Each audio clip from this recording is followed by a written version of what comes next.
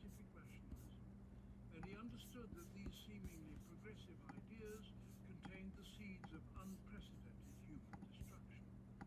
He dedicated his life to warning humanity about the dangers ahead and pointing toward a different path. The philosophy you are about to explore is not a systematic academic theory. It is a living, breathing exploration of the human soul. It emerges through characters who feel as real as the people in your own life. It is dramatized through stories that will haunt you long after you finish hearing them. It is a philosophy born from suffering, refined through genius, and offered as a gift to anyone willing to grapple with the deepest truths about human existence. Prepare yourself for a journey into the mind of one of the greatest thinkers who ever lived. The McDonald's snack wrap is back. You brought it back. Ranch snack wrap. Spicy snack wrap. You broke the internet. For a snack. Snack wrap is back.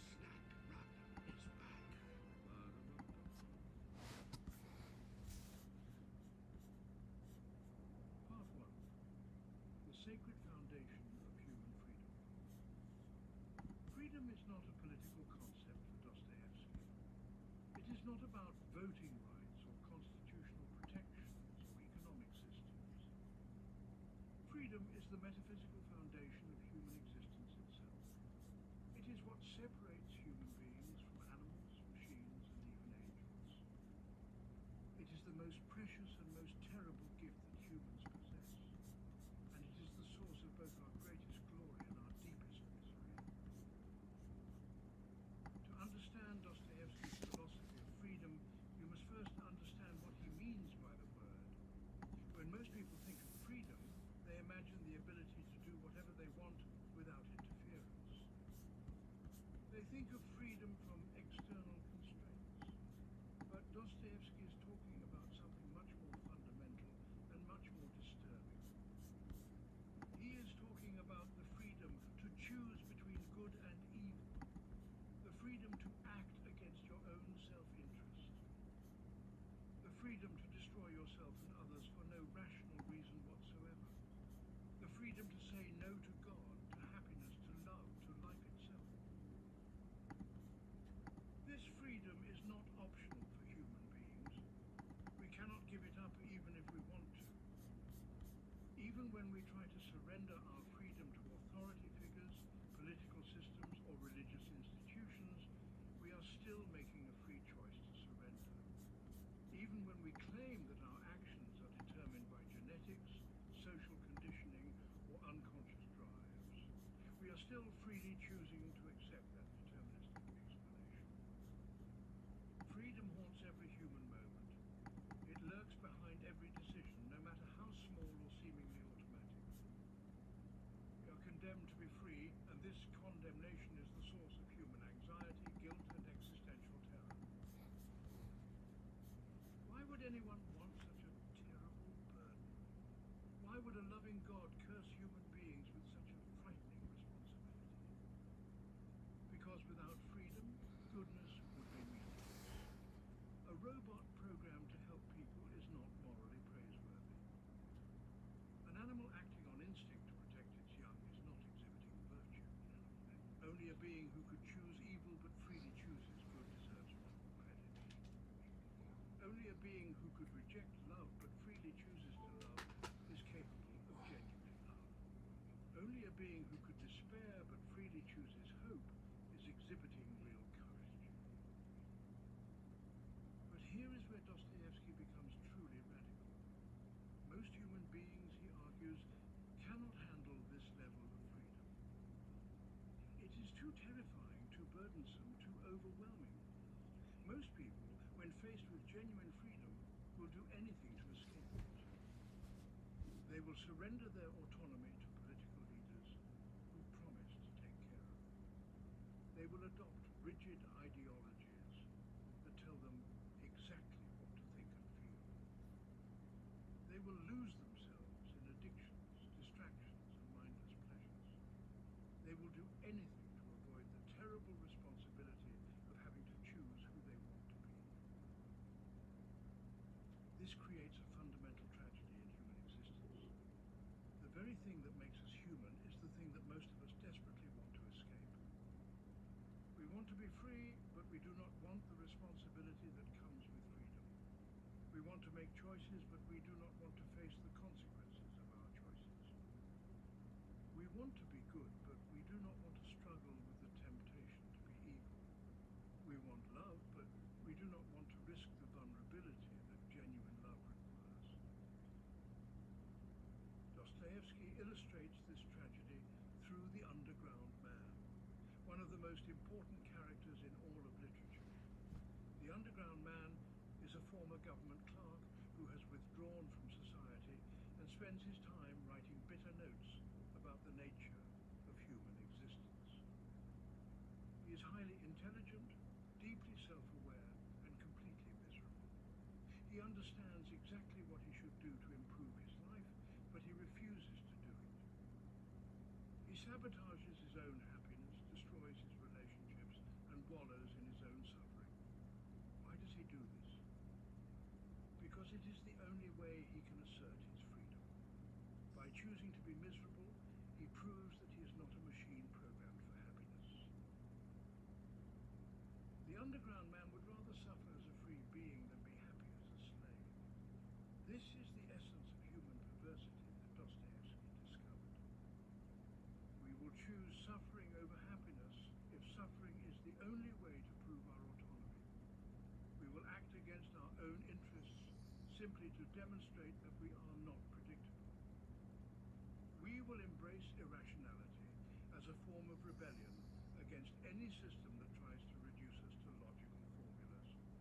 We are willing to go to hell as long as we can choose hell for ourselves rather than having heaven imposed upon us. This insight has profound implications for politics, psychology, religion, and every other area of human concern. Any system that tries to perfect human beings by eliminating their capacity for free choice will ultimately fail. Any ideology that promises to create happiness by removing the possibility of choosing unhappiness will produce rebellion and resentment. Any political program that treats people as rational actors who will always choose their own self-interest will be surprised by human perversity. Any psychological theory that tries to explain all human behavior in terms of deterministic causes will miss the irreducible element of freedom that makes us human. But Dostoevsky does not stop with this negative insight. He also shows us what freedom looks like when it is exercised in the service of love rather than rebellion. Characters like Alyosha Karamazov and Prince Mishkin demonstrate that it is possible to freely choose goodness, compassion, and self-sacrifice. These characters are not weak or naive. They understand the full horror of human existence, the reality of evil, and the temptation to despair. But they freely choose to respond with love anyway. This choice is not determined by their genetics, their upbringing, or their social circumstances. It is a free act of will that transcends all natural and social causation. This positive freedom is not easy to achieve. It requires tremendous spiritual strength, moral courage, and willingness to suffer. It cannot be programmed, taught, or legislated into existence. It must be chosen freely by each individual in the depths of their own soul. And it must be chosen again and again, moment by moment, throughout an entire lifetime. This is why Dostoevsky believed that freedom is ultimately a spiritual rather than a political or psychological category. True freedom comes not from the absence of external constraints, but from the presence of internal grace. It is the freedom to love, even when love is not returned, to forgive even when forgiveness is not deserved, to hope even when hope seems impossible. The path to this higher freedom leads through suffering, and this is perhaps the most difficult aspect of Dostoevsky's philosophy for modern people to accept. We We live in a culture that views suffering as an unmitigated evil to be eliminated through technology, therapy, or social reform. But Dostoevsky argues that suffering is often the only way that human beings learn to exercise their freedom responsibly. Suffering breaks down our illusions of self-sufficiency and forces us to confront the deepest questions of existence. It strips away our pretenses and reveals who we really are beneath all our social masks. It teaches us compassion for others who suffer. It opens our hearts to the possibility of redemption and transformation. Without suffering, we would remain spiritually immature, incapable of genuine love or authentic choice. Part 2. The Underground Mind and Modern Consciousness. In 1864, Dostoevsky created a character who would become the archetypal figure of modern alienation. The underground man is not just a literary creation. He is a prophetic vision of what human consciousness would become in the modern world. He represents the first fully self-aware neurotic creature, a man whose intelligence has become his curse and whose self-consciousness has paralyzed him completely. When you understand the underground man, you understand the psychological condition of millions of people living today.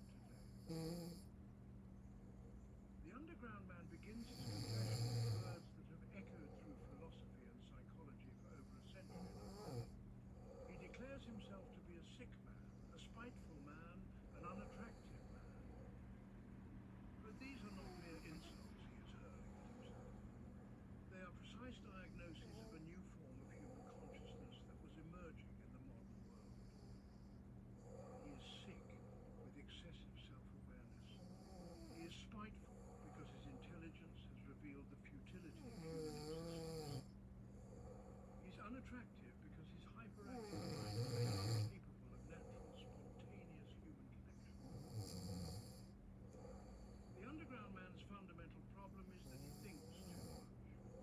In earlier ages, people could act on instinct, tradition, or religious faith without endless self-questioning.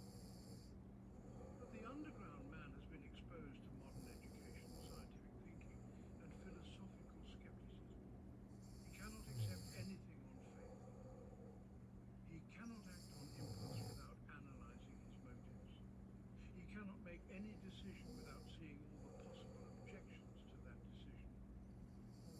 He is trapped in what we might now call analysis paralysis, but Dostoevsky understood this condition decades before psychologists gave it a name. This excessive consciousness creates a terrible problem for action. The underground man knows exactly what he should do to improve his life, but knowing and doing are two completely different things.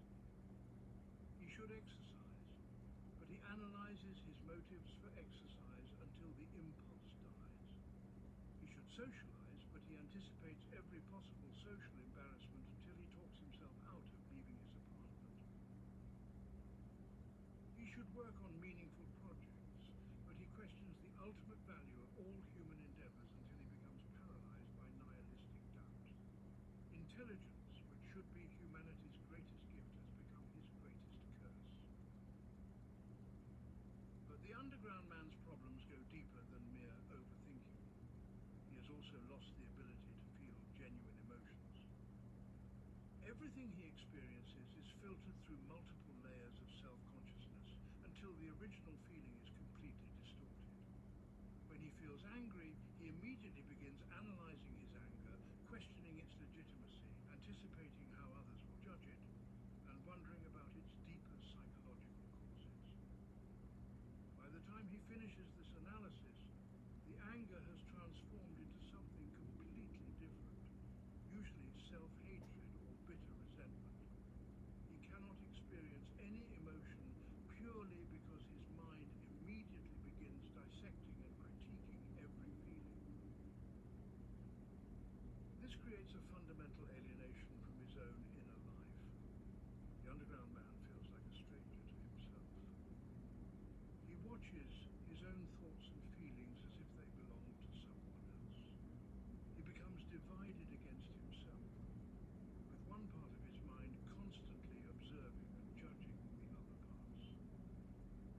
This internal division makes authentic self-expression impossible. Everything he says or does feels artificial and calculated because it has been filtered through so many layers of self-consciousness. The underground man also suffers from what we might now call social anxiety. But again, Dostoevsky understood this condition long before it became a recognized psychological category. The underground man desperately wants human connection, but his self-consciousness makes normal social interaction almost impossible. When he enters a room full of people, he immediately begins analyzing how they are perceiving him. He notices every facial expression, every tone of voice, every gesture, and interprets them all as evidence of rejection or contempt. He becomes so focused on managing his image that he loses all ability to be genuinely present with other people. His attempts at conversation feel forced and awkward because he is constantly monitoring himself rather than simply responding naturally. This social anxiety creates a vicious cycle that traps the underground man in deeper and deeper isolation. Because he feels awkward in social situations, he begins avoiding them. But the more he isolates himself, the more awkward he becomes when he does venture out. Eventually, he develops elaborate theories about why other people are inferior and why solitude is actually preferable to human company. These theories are really just defense mechanisms designed to protect his wounded ego, but he convinces himself that they represent sophisticated philosophical insights. He transforms his psychological problems into intellectual positions. Are you sitting down? Southwest is introducing assigned seating! Assigned seating! Now we can choose our seats before we get on the plane. I had a dream about this! Doesn't every airline do assigned seating? They do now.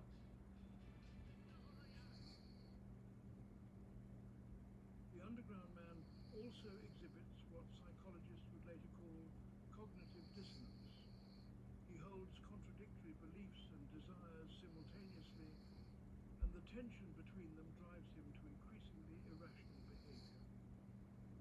He claims to value reason above everything else, but then acts in completely irrational ways. He insists that he wants to be left alone, but then becomes furious when people ignore him. He declares that he despises society, but then becomes desperate for social approval. He proclaims his independence from conventional morality, but then tortures himself with guilt over minor transgressions. These contradictions are not accidental or temporary. They are built into the structure of modern consciousness itself. The underground man has been educated to believe in reason, individual autonomy, and scientific materialism. But human beings are not purely rational creatures, and these modern ideologies cannot satisfy their deeper emotional and spiritual needs. The result is a permanent state of internal conflict between what the underground man thinks he should believe and what he actually experiences. His mind has been modernized, but his heart still yearns for meaning, connection, and transcendence. Dostoevsky shows us that this conflict leads to a peculiar form of suffering that is distinctly modern. In earlier ages, people suffered from poverty, disease, war, and natural disasters. These forms of suffering were terrible, but they were also comprehensible and shared. The underground man suffers from something much more subtle and isolating. He suffers from the inability to believe in anything, to feel anything purely, or to connect authentically with anyone. He suffers from the loss of meaning, purpose, and genuine emotion. This is the suffering of modern alienation, and it is in many ways more devastating than physical hardship, because it attacks the very core of what makes life worth living. The underground man's response to this suffering is both pathetic and prophetic. Unable to find genuine meaning or connection, he begins to cultivate his suffering as if it were a work of art. He develops elaborate theories about why suffering is superior to happiness. He convinces himself that his alienation is actually a sign of his superior sensitivity and intelligence. He transforms his psychological problems into badges of honor. This is exactly what happened to many intellectual movements in the 20th century, from existentialism to postmodernism to various forms of identity politics. When people cannot find positive meaning, they often begin to find meaning in their victimhood, their alienation, or their rejection of conventional values. But Dostoevsky does not simply diagnose the problem of modern consciousness. He also suggests a solution, though it is not an easy one. The underground man's problems stem from his excessive reliance on rational analysis and his disconnection from deeper sources of meaning. He's lost touch with his capacity for faith, love, and self-transcendence. These capacities cannot be recovered through more thinking or better psychological techniques. They require a fundamental reorientation of the soul towards something greater than the individual ego. The underground man must learn to stop analyzing himself long enough to actually live, to stop protecting himself long enough to love, and to stop asserting his autonomy long enough to surrender to something transcendent. This is why Dostoevsky believed that the crisis of modern consciousness was ultimately a spiritual crisis rather than a psychological or social one. No amount of therapy, education, or social reform could solve the underground man's problems. He needed a complete transformation of his relationship to existence itself. He needed to rediscover the possibility of wonder, reverence, and genuine human connection. But this transformation could not be achieved through willpower or intellectual effort. It required grace, and grace comes only to those who acknowledge their own helplessness and open themselves to redemption. Part 3. The War Against Rationalism and Scientific Materialism. When Dostoevsky looked at the intellectual trends of his time, he saw humanity rushing headlong towards spiritual catastrophe. The 19th century was the age of scientific progress, rational enlightenment, and utopian social planning. Intellectuals across Europe believed that human reason could solve all problems, eliminate all suffering, and create perfect societies. They thought that science would replace religion, that education would eliminate ignorance, and that proper social organization would end poverty, crime, and conflict. To most educated people of his era, these beliefs seemed obviously correct and morally admirable. But Dostoevsky saw them as dangerous delusions that would lead to unprecedented human destruction. The fundamental error of rationalism, according to Dostoevsky, is its misunderstanding of human nature. Rationalists assume that people are essentially logical creatures who make decisions based on careful calculation of their self-interest. They believe that if you can show someone what is truly in their best interest, they will naturally choose to pursue it. If people behave irrationally or self-destructively, it must be because they lack proper education or live in corrupted social conditions. Fix the education and reform the social conditions, and human behavior will automatically improve. This view seems reasonable and humane, but Dostoevsky recognized it as a catastrophic misreading of human psychology. The problem is that human beings are not primarily rational creatures. We are emotional, spiritual, and often deeply irrational beings who frequently act against our own self-interest for psychological reasons that have nothing to do with logic. Sometimes we choose to suffer because suffering feels more authentic than artificial happiness. Sometimes we reject good advice because accepting it would require admitting that we need help. Some sense of power or autonomy that we cannot find in health. And sometimes we simply act on impulse, instinct, or unconscious drives that operate below the level of rational awareness. Dostoevsky illustrates this point through countless examples in his novels.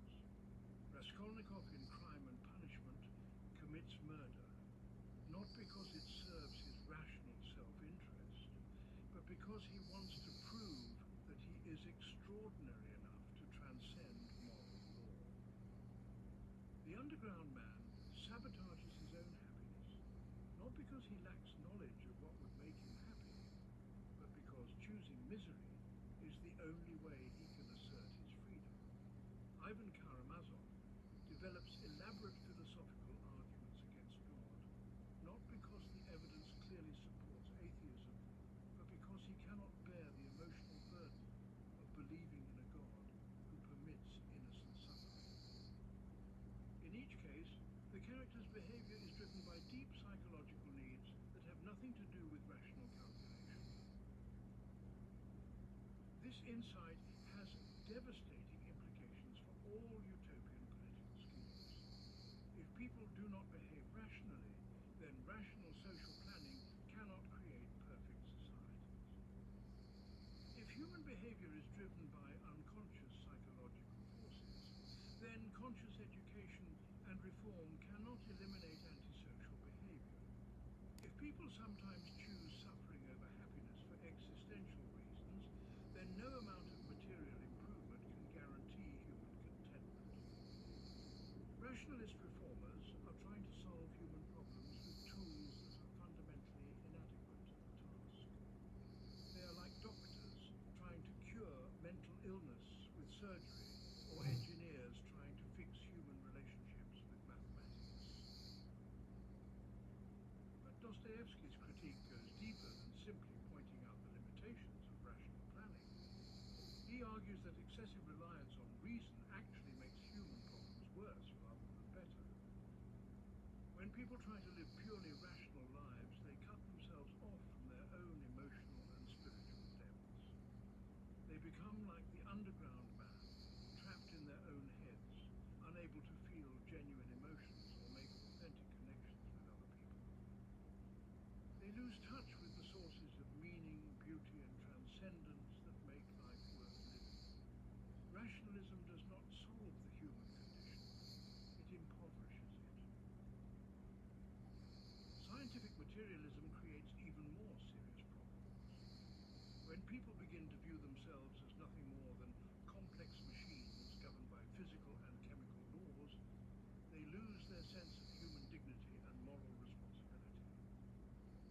If all human behavior can be explained in terms of genetics, neurology, and social conditioning, then concepts like free will, moral choice, and personal accountability become meaningless.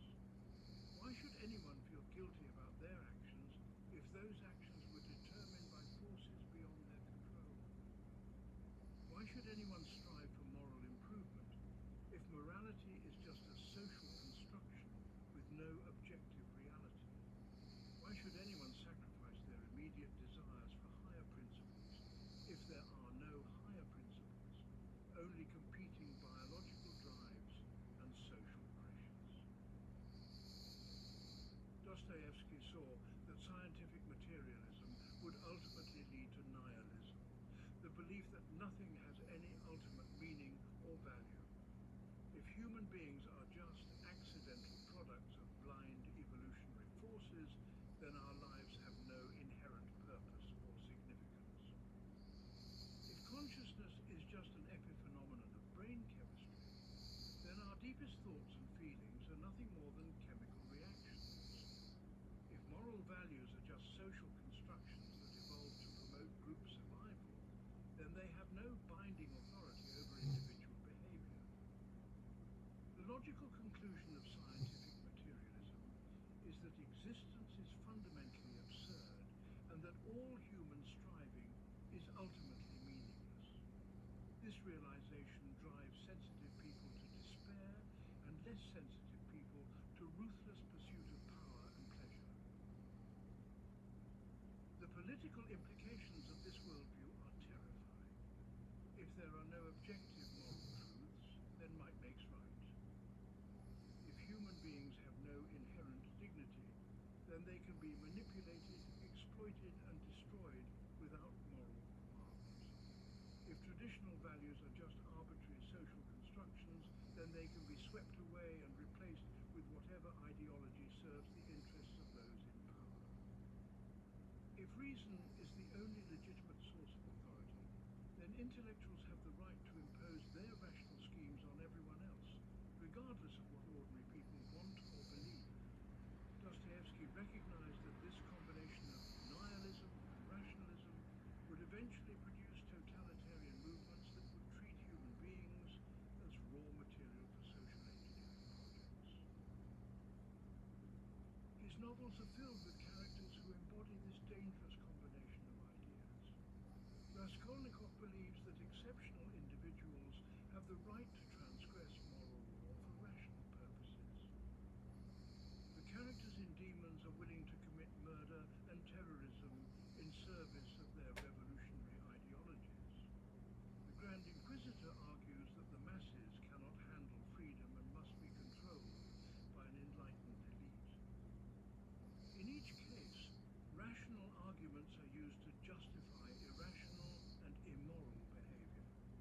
The characters convince themselves that they are serving higher purposes, but they are really serving their own psychological needs for power, significance, and revenge against a world that has wounded them.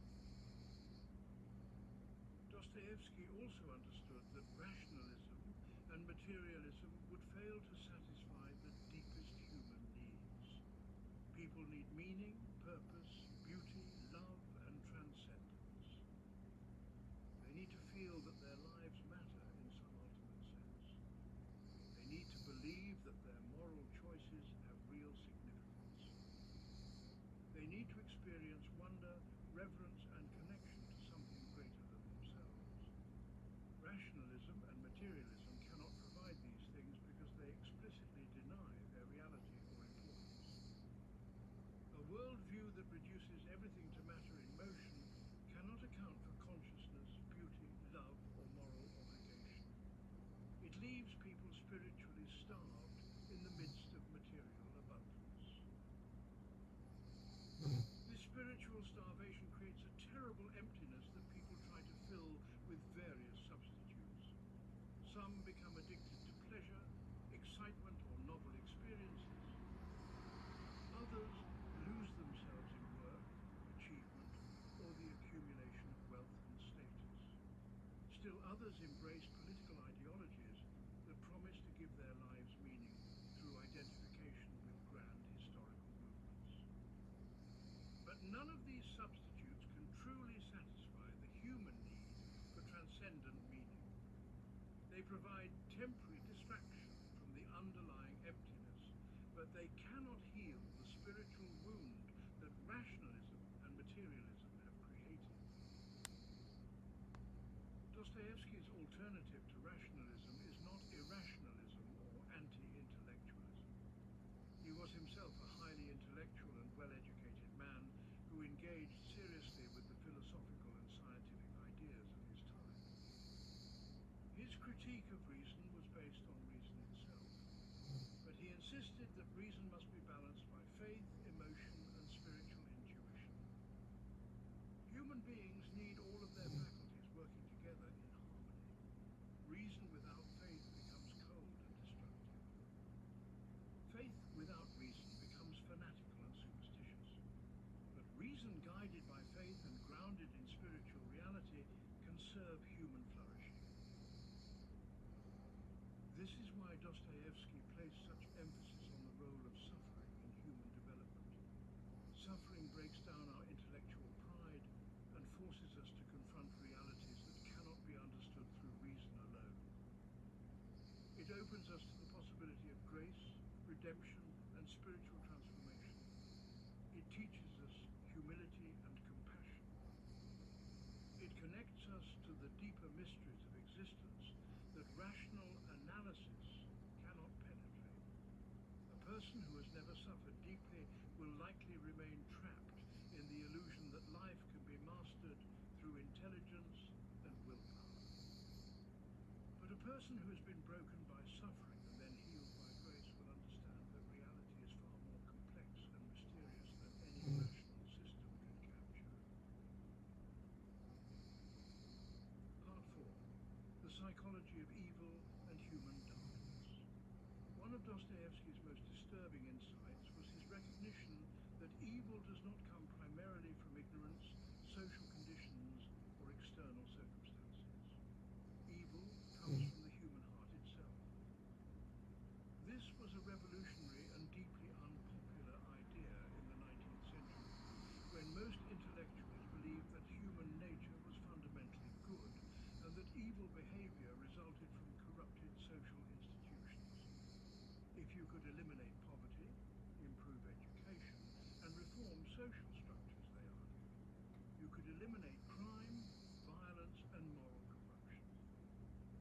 But Dostoevsky had seen too much of human nature in its raw form to accept such optimistic theories. He knew that evil was far more mysterious, persistent, and deeply rooted than social reformers wanted to admit. Dostoevsky's understanding of evil was shaped by his own experience in the Siberian prison camp, where he spent 4 years among murderers, thieves, and other violent criminals. He expected to find that these men had been driven to crime by desperate circumstances or lack of proper education. Instead, he discovered that many of them had committed their crimes not out of necessity, but out of choice. Some seemed to enjoy violence for its own sake. Others appeared to have committed murder or robbery as a form of self-assertion or rebellion against social authority. Still, others seemed to have been motivated by a desire to experience the ultimate transgression, to see what it felt like to cross the line that separates civilized behavior from absolute barbarity. What disturbed Dostoevsky most was not that these men were evil, but that they were recognizably human. They were not monsters or beasts, but people who shared the same basic psychological makeup as everyone else. They had the same capacity for reason, emotion, and moral understanding as law-abiding citizens. Many of them were intelligent, some were charming, and a few were even capable of genuine kindness in certain circumstances. But they had made fundamental choices about how to live that had led them down dark paths. If people like this could become violent criminals, then the potential for evil existed in everyone. This realization forced Dostoevsky to confront an uncomfortable truth about human nature. We are not blank slates who become good or evil depending on our environment. We are not rational calculators who always choose what serves our best interests. We are complex beings with contradictory impulses, including genuine impulses toward evil. Every human being contains the capacity for both sainthood and criminality. Which path we take depends not primarily on our circumstances, but on the moral choices we make in the depths of ourselves. Dostoevsky explores this theme most powerfully through the character of Raskolnikov in Crime and Punishment. Raskolnikov is an intelligent, sensitive young man from a respectable family. He has received a good education and holds progressive social views. He is not driven to crime by poverty or desperation, though these factors play a role in his situation. Instead, he chooses to commit murder because he wants to prove to himself that he is an extraordinary individual who can transcend conventional morality. He has convinced himself through rational arguments that killing a worthless old woman and redistributing her money to deserving poor people would be a morally justified act. But Dostoevsky shows us that Raskolnikov's rational justifications are really elaborate self-deceptions. The real motivation for his crime is psychological, He wants to experience the ultimate assertion of his own will and power. He wants to prove that he is not bound by the moral rules that constrain ordinary people. He wants to feel what it is like to hold the power of life and death over another human being. The murder is not really about helping the poor or serving some greater good. It is about feeding his own ego and satisfying his deepest psychological needs. What makes Raskolnikov so disturbing is that his psychological profile is not fundamentally different from that of many intellectuals and political activists. How many people have committed terrible acts in the name of serving humanity?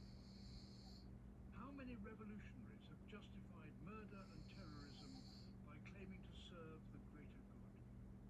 How many ideologues have convinced themselves that their personal resentments and power drives are actually noble commitments to justice and progress? Raskolnikov represents the dangerous combination of intellectual sophistication and moral blindness that characterizes so many modern movements. He is the prototype of the educated person who uses rational arguments to justify fundamentally irrational and evil behavior.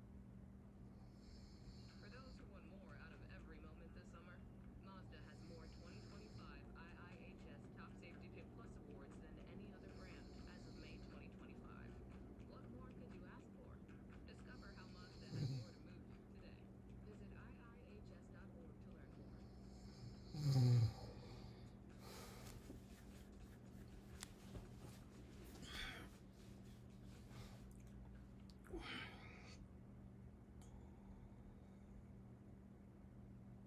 Dostoevsky also understood that evil often emerges not from dramatic moral failures, but from small compromises and gradual spiritual deterioration.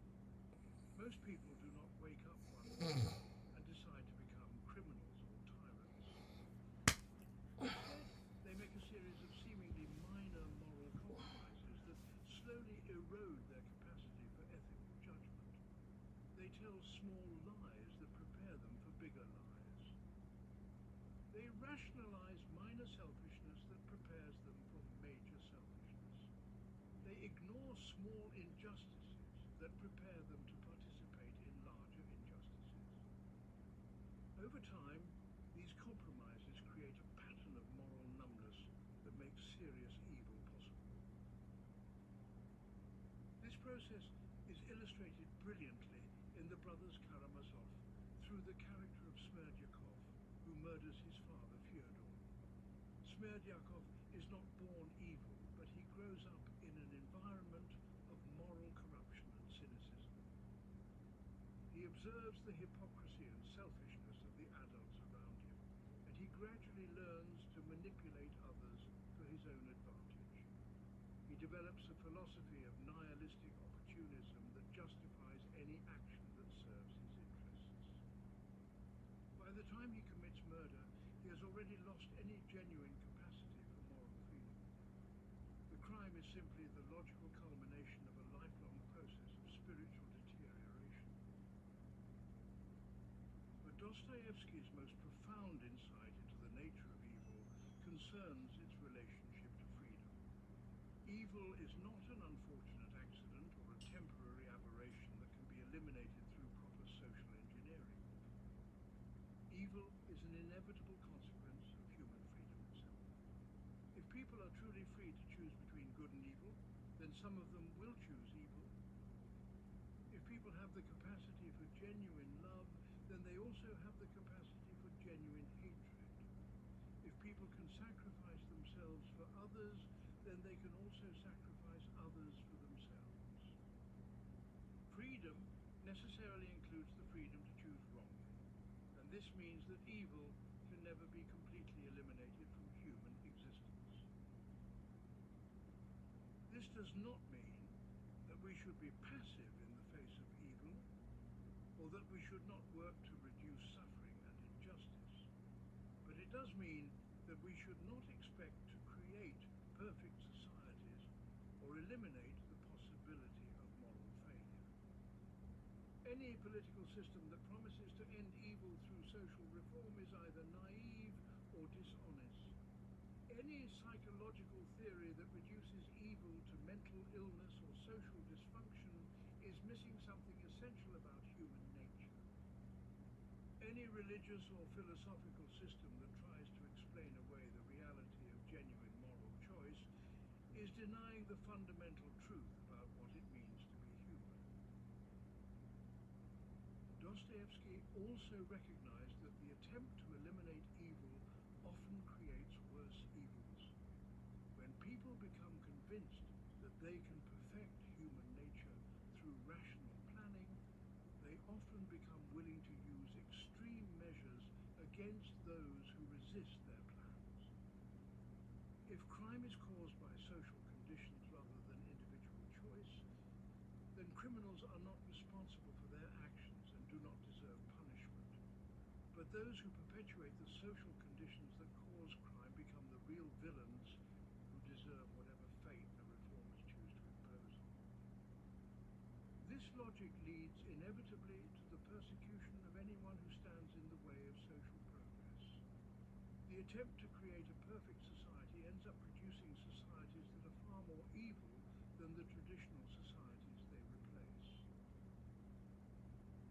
The characters in Demons illustrate this process perfectly. They begin with genuine concerns about social injustice and a sincere desire to help the oppressed. But their commitment to revolutionary ideology gradually overwhelms their basic human decency. They become willing to lie, steal, and murder in service of their cause. They convince themselves that their personal hatred and resentment are actually noble commitment to justice. They end up becoming far more destructive than the social problems they originally set out to solve. Their attempt to eliminate evil from society has turned them into agents of evil themselves.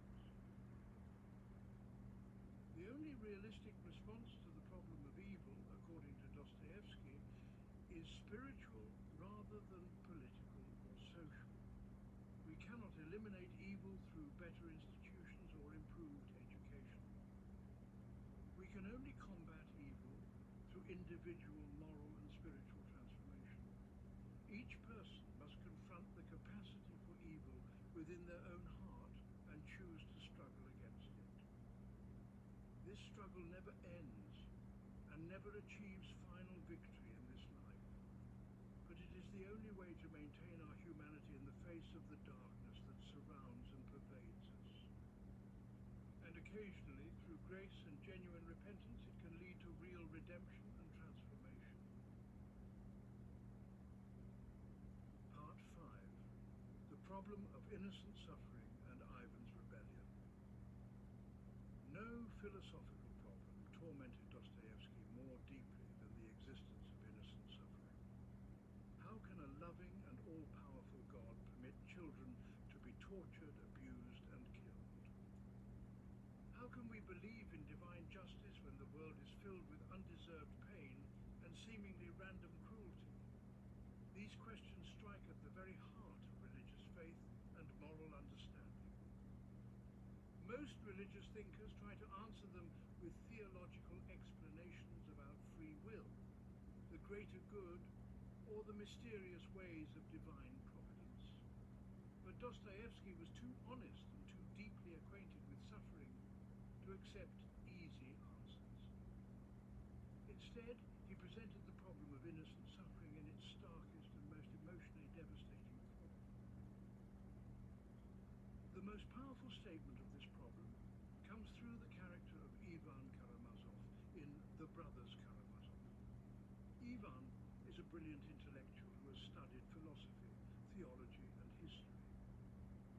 He understands all the traditional arguments for the existence of God and the standard explanations for why a good God permits evil. But he has also collected stories of innocent children being tortured and murdered by adults. These stories are not abstract philosophical examples, but detailed accounts of real human suffering that Ivan has gathered from newspapers and historical records. When he confronts the reality of this suffering, all theological explanations collapse into meaninglessness. Ivan tells his brother Alyosha about a 5-year-old girl whose parents tortured her for minor infractions. They would beat her, lock her in an outhouse overnight in the freezing cold, and force her to eat her own excrement.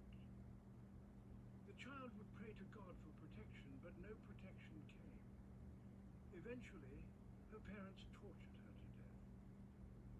Ivan asks Alyosha a simple but devastating question. Can you understand why a little creature who cannot even understand what is being done to her should beat her little heart with her tiny fist in the dark and cold, weeping tears to God for protection? And what can we say about a God who hears such prayers and does nothing? Ivan presents many such stories, each more heartbreaking than the last. A general orders his hunting dogs to tear apart a peasant boy because the child accidentally injured one of the general's favorite hounds. Turkish soldiers in Bulgaria entertain themselves by throwing babies into the air and catching them on their bayonets.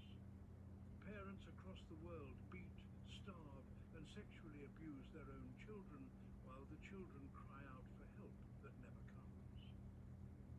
These are not isolated incidents, but patterns of cruelty that have repeated themselves throughout human history. Every generation produces new examples of innocent suffering that seem to make a mockery of any belief in divine justice or cosmic meaning. The standard religious response to such suffering is to say that God works in mysterious ways that human beings cannot understand. Perhaps the suffering serves some greater purpose that will be revealed in the afterlife. Perhaps it is necessary for the development of human character or the achievement of some greater good. Perhaps the suffering will be compensated by eternal happiness in heaven. But Ivan rejects all such explanations as morally obscene. No greater good could possibly justify the torture of innocent children. No eternal compensation could make up for undeserved agony. If the achievement of some cosmic harmony requires even one child to suffer unjustly, then Ivan wants nothing to do with such harmony. Ivan presents his rejection of God's world in terms that are both logically rigorous and emotionally overwhelming. He tells Alyosha that he does not reject God himself, but he cannot accept the world that God has created. He refuses to participate in any cosmic plan that is built on the foundation of innocent suffering. Even if he could be shown that all suffering will eventually be justified and all injustice will be made right, he would still reject the ticket to such a universe. Some things are simply too precious to be sacrificed for any purpose, no matter how noble. The tears of a tortured child cannot be wiped away by any amount of future happiness or cosmic justice. This position is not atheism in the ordinary sense. Ivan is not arguing that God does not exist or that religious claims are factually incorrect. He is making a moral argument against the universe itself. Even if God exists, and even if there is a divine plan that will ultimately make everything right, Ivan refuses to endorse such a plan. He would rather be damned than participate in a cosmic system that treats innocent suffering as an acceptable means to any end. This is rebellion not against God's existence, but against God's justice. Ivan's rebellion culminates in his famous parable of the Grand Inquisitor. In this story, Jesus returns to Earth during the Spanish Inquisition and begins performing miracles and healing the sick. The Grand Inquisitor, who represents the highest authority of the Catholic Church, has Jesus arrested. He visits Jesus in his prison cell and explains why the Church must reject and execute him. The problem is that Jesus offered humanity freedom, but freedom is a burden that most people cannot bear. The Church has corrected Jesus' mistake by offering people security, certainty, and relief from the terrible responsibility of having to choose for themselves. Grand Inquisitor argues that Jesus was wrong to reject the three temptations offered by Satan in the wilderness. Satan offered to turn stones into bread, representing the promise to solve human material needs. Jesus rejected this, insisting that people do not live by bread alone. But the Inquisitor points out that most people are not spiritual enough to care about anything beyond their physical survival. By refusing to solve the problem of hunger and poverty, Jesus condemned the majority of humanity to perpetual suffering. A truly loving God would have chosen to feed people rather than preserving their spiritual freedom. Satan also offered Jesus the chance to prove his divinity by throwing himself from the temple and having angels save him. This represents the power of miracle, the ability to compel belief through supernatural demonstrations. Jesus rejected this as well, insisting that faith must be freely chosen rather than forced through overwhelming evidence. But the Inquisitor argues that most people desperately want certainty and are tormented by doubt. By refusing to provide irrefutable proof of his divinity, Jesus left humanity to struggle with agonizing questions about the existence and nature of God. A truly compassionate God would have provided clear evidence that would eliminate all doubt and give people the security of certain knowledge.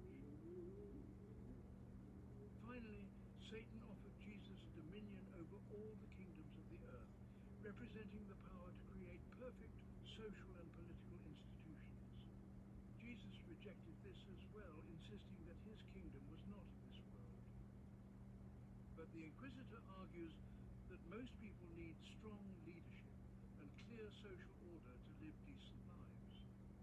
By refusing to establish a perfect earthly kingdom, Jesus left humanity to struggle with war, injustice, and political chaos.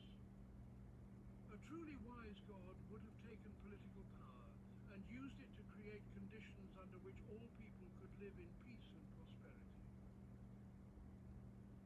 The Grand Inquisitor concludes that the Church has corrected Jesus' mistakes by providing exactly what Satan offered and Jesus rejected. The Church feeds people through its charitable works, provides certainty through its doctrines and authority, and creates social order through its political influence.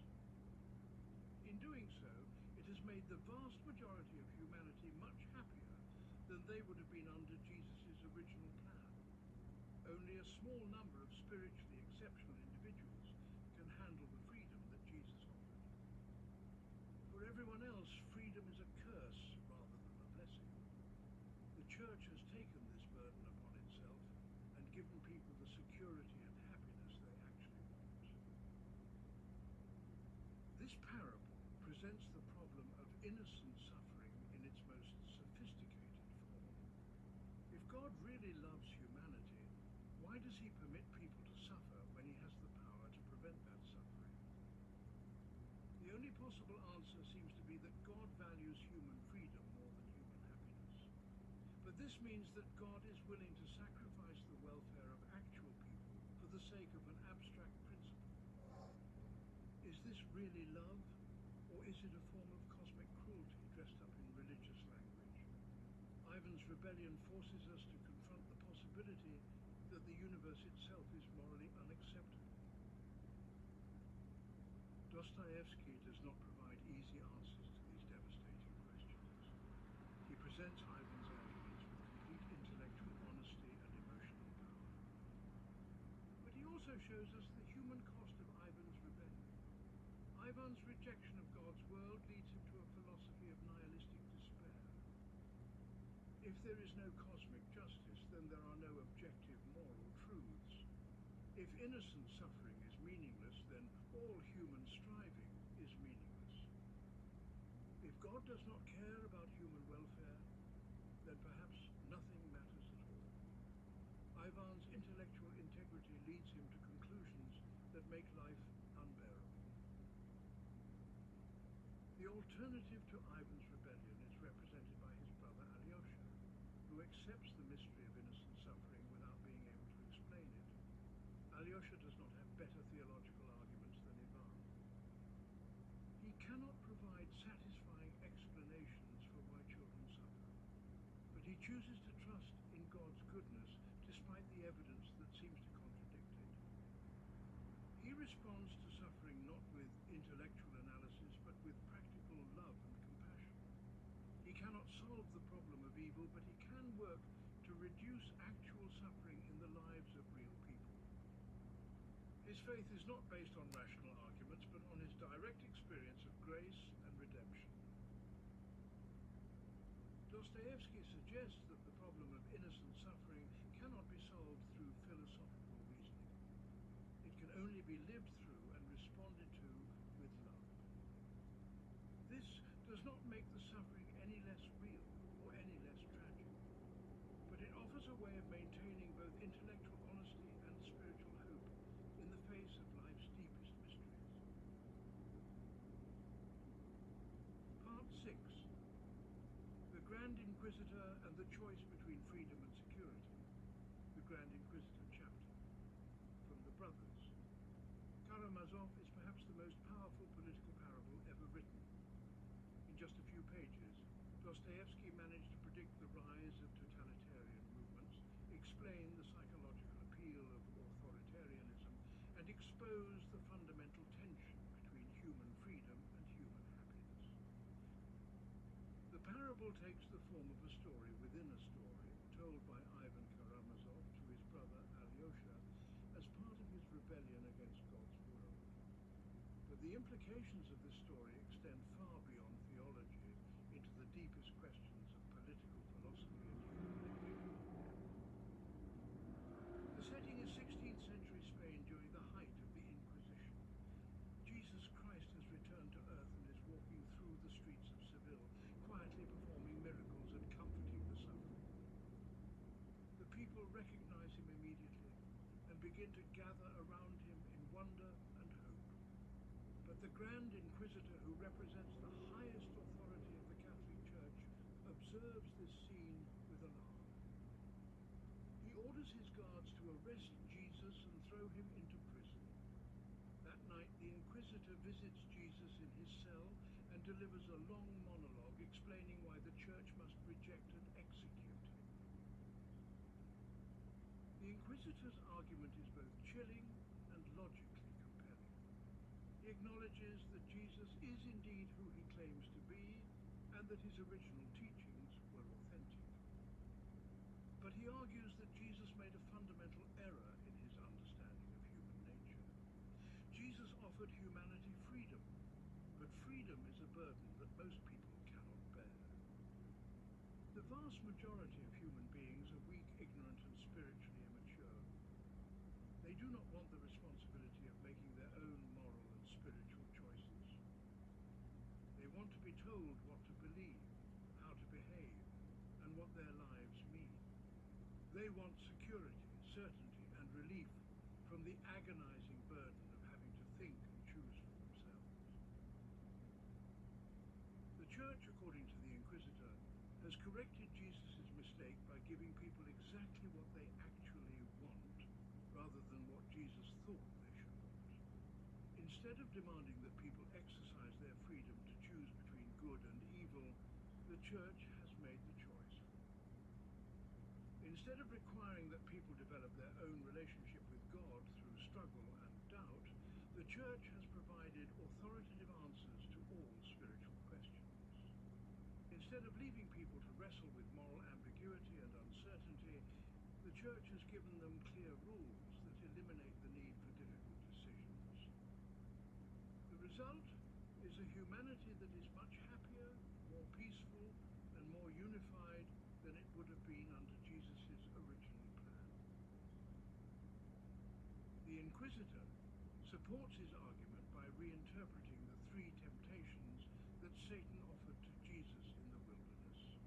Each temptation represented a different aspect of what human beings actually need, and Jesus' rejection of these temptations demonstrated his fundamental misunderstanding of human nature. The first temptation was to turn stones into bread, representing the promise to solve material need and economic inequality.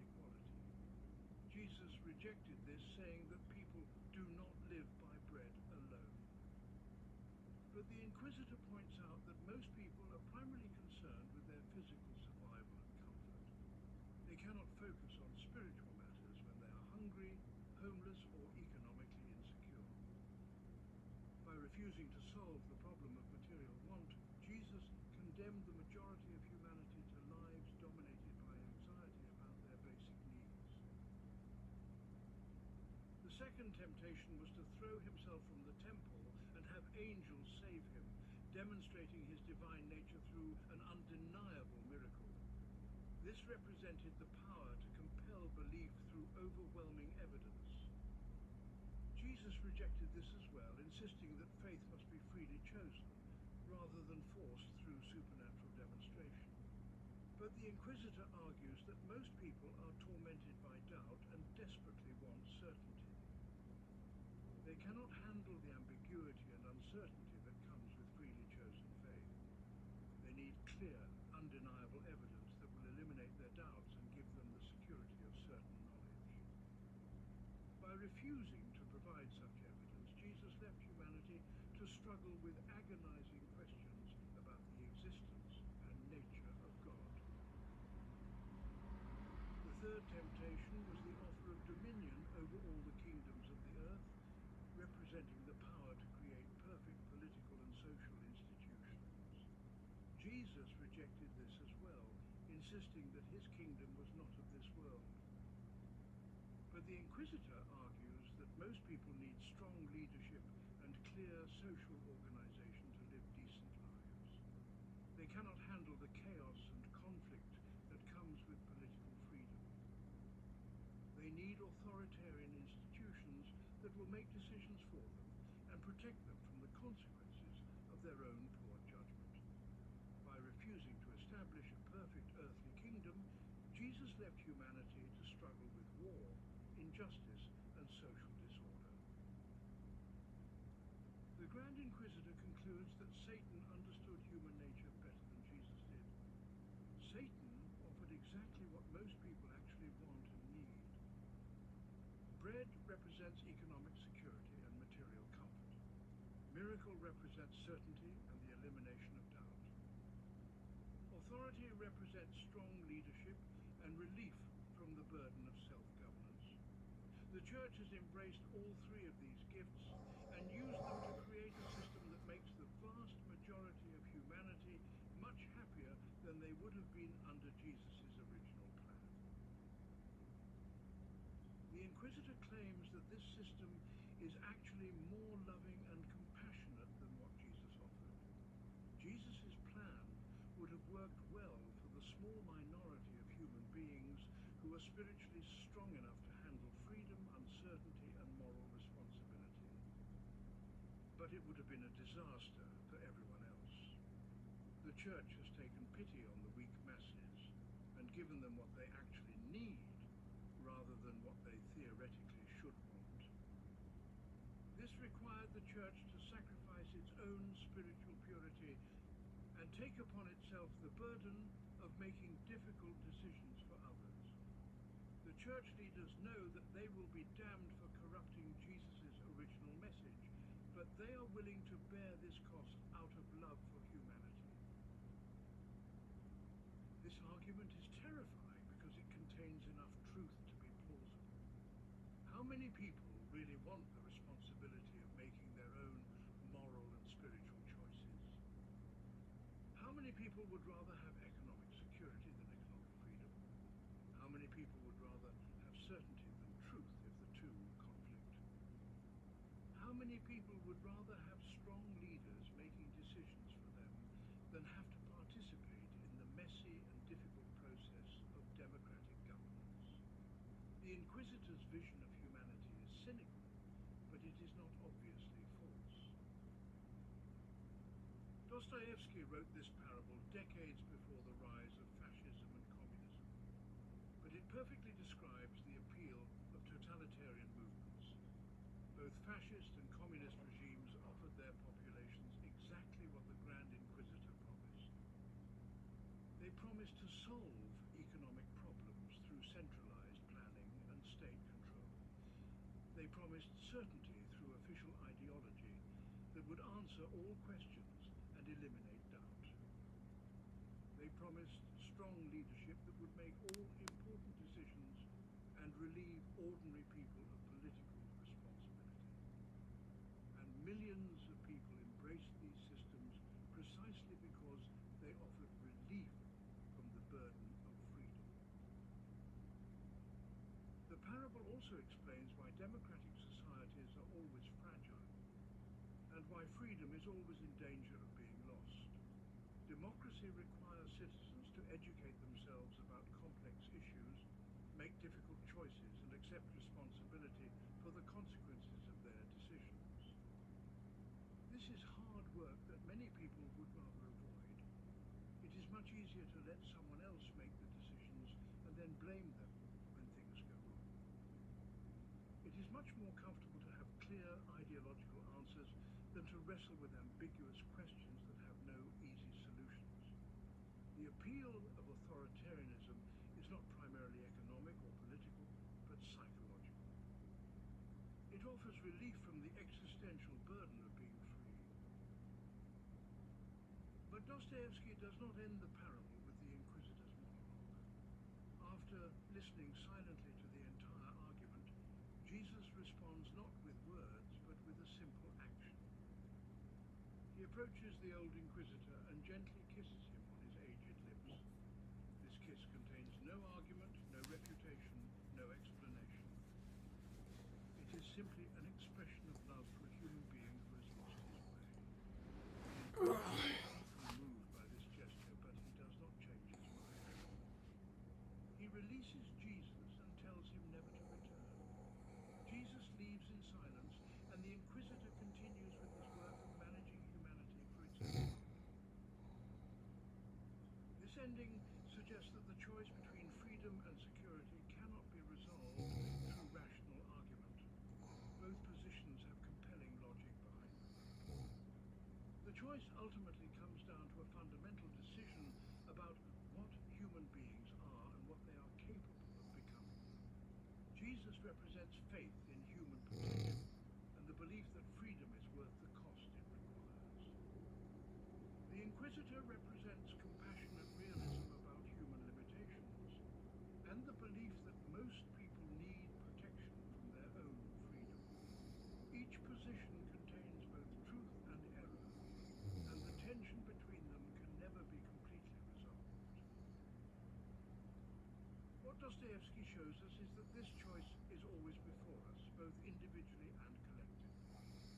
We can choose the path of freedom with all its risks, uncertainties, and painful responsibilities. Or we can choose the path of security with all its comforts, certainties, and protected dependencies. Neither choice is obviously right or wrong, and both exact a price from those who make them.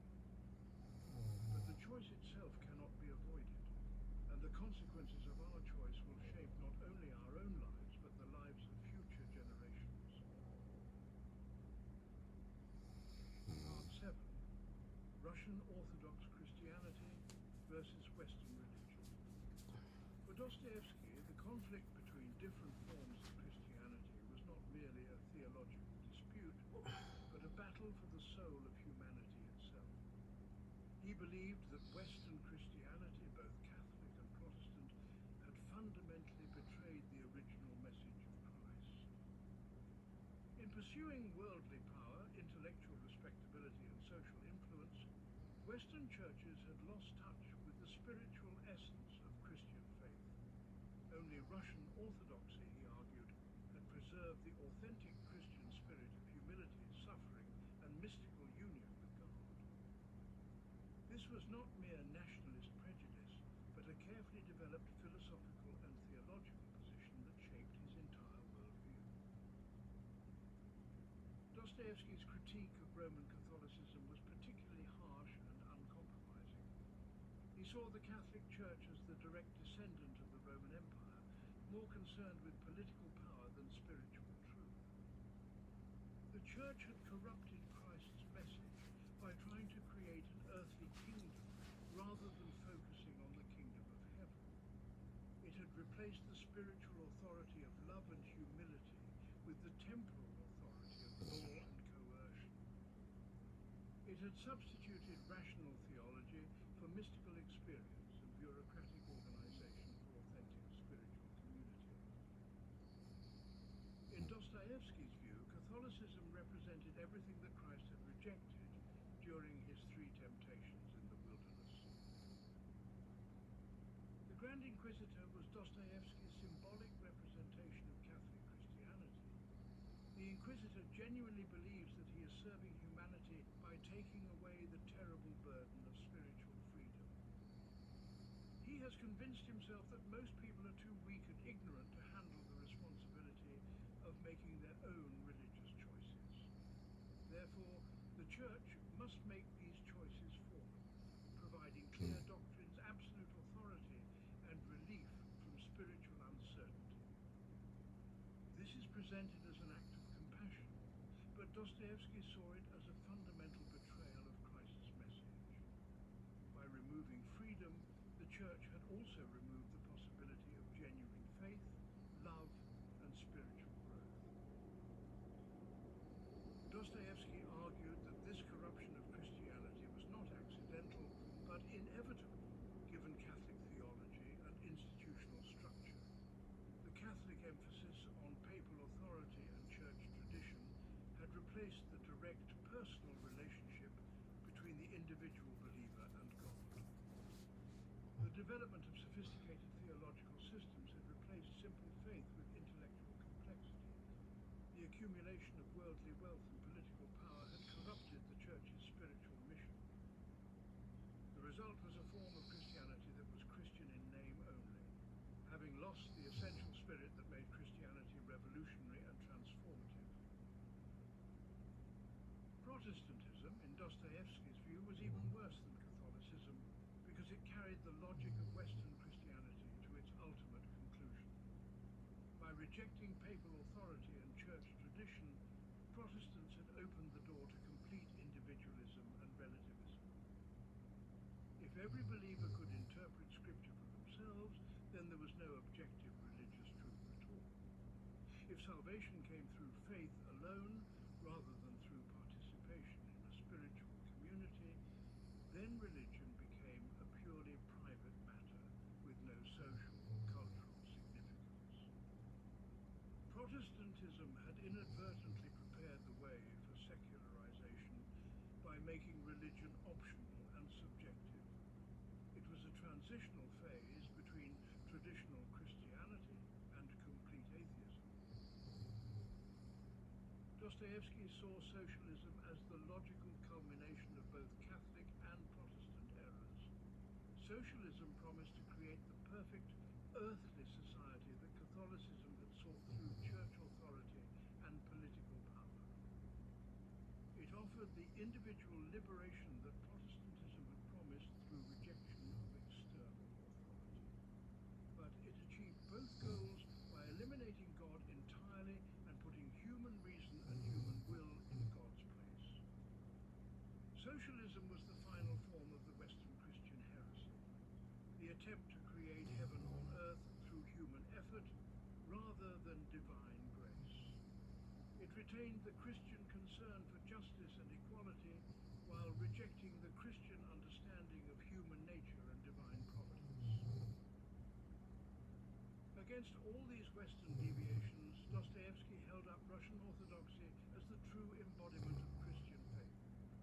Orthodoxy had never sought worldly power or tried to create earthly kingdoms. It had preserved the mystical and contemplative dimensions of Christianity that Western churches had lost in their pursuit of rational theology and social influence. Orthodox believers understood that the spiritual life was primarily about suffering, humility, and union with God, rather than about intellectual understanding or moral achievement. They recognized that the church was a community of sinners seeking redemption, rather than an institution of saints dispensing salvation. They maintained the primitive Christian understanding that this world was fallen and that ultimate hope lay in the orthodox emphasis on suffering was particularly important to Dostoevsky's religious philosophy. While Western Christianity often tried to minimize or explain away the reality of suffering, orthodoxy embraced suffering as an essential part of the spiritual path.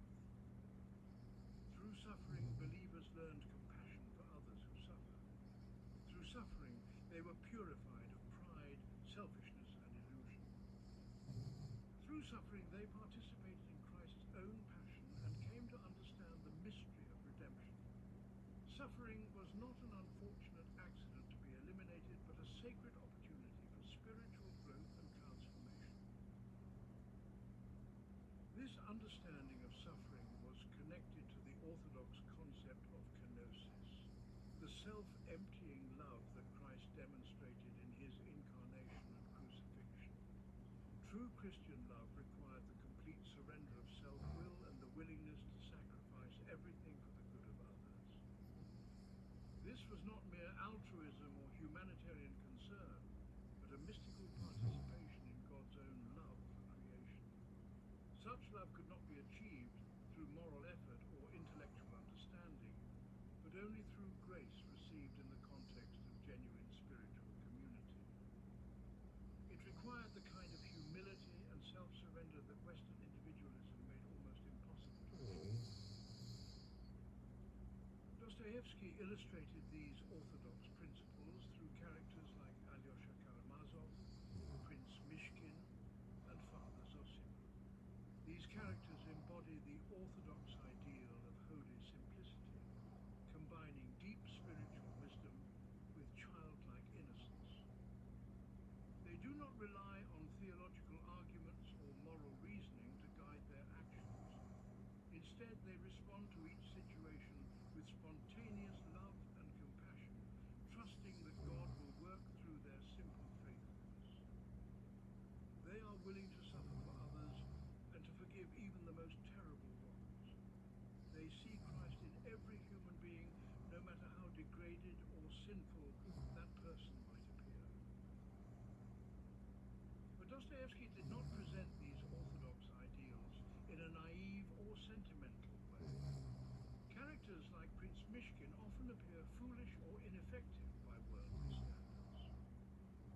Their goodness does not always produce good results, and their love does not always heal the people they try to help.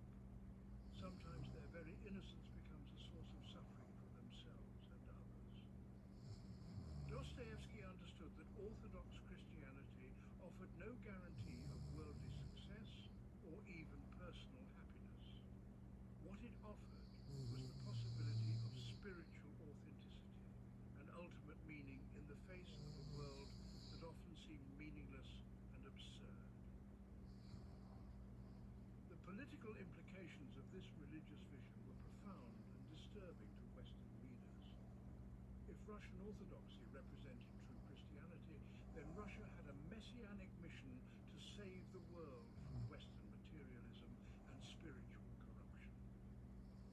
Russian civilization, despite all its obvious problems and failures, was spiritually superior to Western civilization because it had preserved the authentic Christian spirit. The Russian people, despite their poverty and backwardness, were closer to God than the educated and prosperous peoples of Western Europe. This vision combined genuine religious insight with dangerous nationalist fantasy in ways that would have terrible consequences for both Russia and the world. Dostoevsky believed that the final spiritual battle of human history would be fought between Russian orthodoxy and Western secularism. Either the world would embrace the orthodox understanding of suffering, humility, and mystical union with God, or it would complete its descent into materialism, atheism, and spiritual darkness. There was no middle ground between these alternatives. The choice was between Christ and Antichrist, between the kingdom of God and the kingdom of man, between salvation and damnation. In this cosmic struggle, Russia was destined to play the role of the suffering servant who would redeem the world through its willingness to bear the pain that others refused to accept.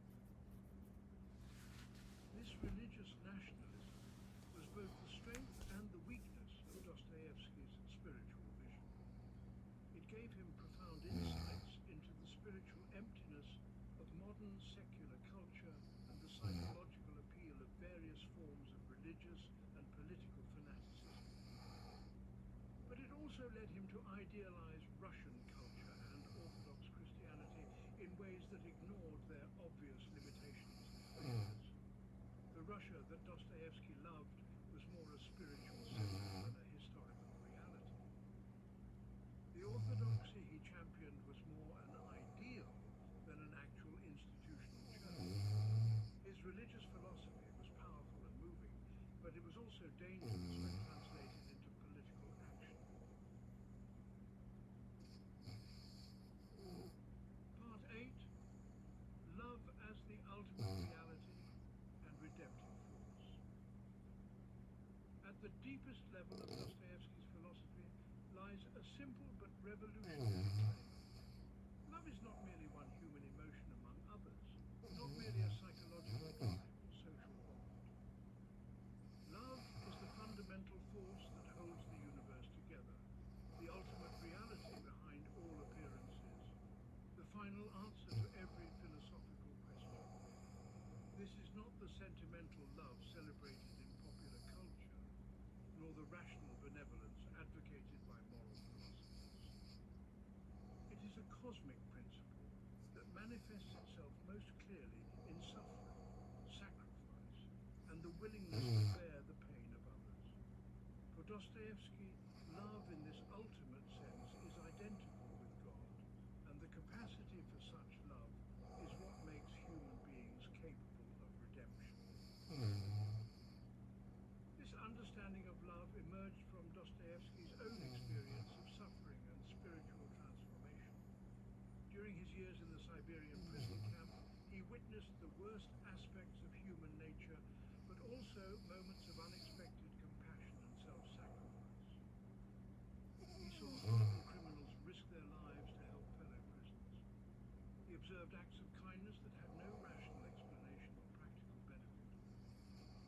He experienced moments when the barriers between self and other seemed to dissolve, and he felt a profound connection to all suffering humanity.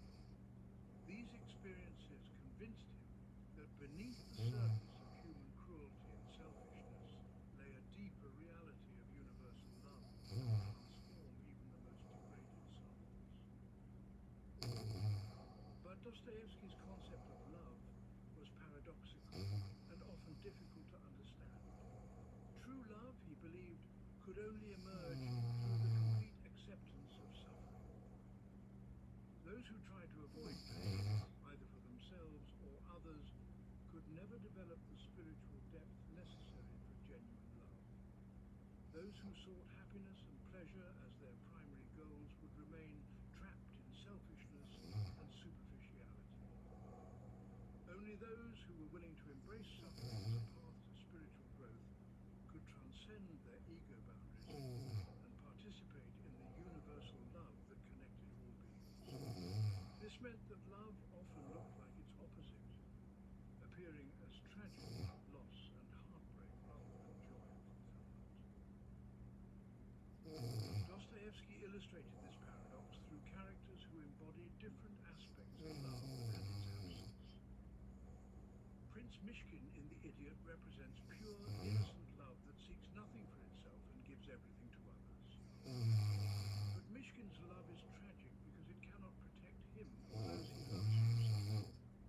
His very goodness becomes a source of destruction because the world is not prepared to receive such unconditional love. Yet Dostoevsky suggests that Mishkin's apparent failure is actually a form of success because his love plants seeds that may bear fruit in the future. Even when love cannot prevent suffering, it can transform the meaning of that suffering and point toward ultimate redemption. Alyosha Karamazov represents a more mature and practical form of love that has learned to work within the limitations of human nature and social reality. Alyosha does not try to save everyone or solve all problems through the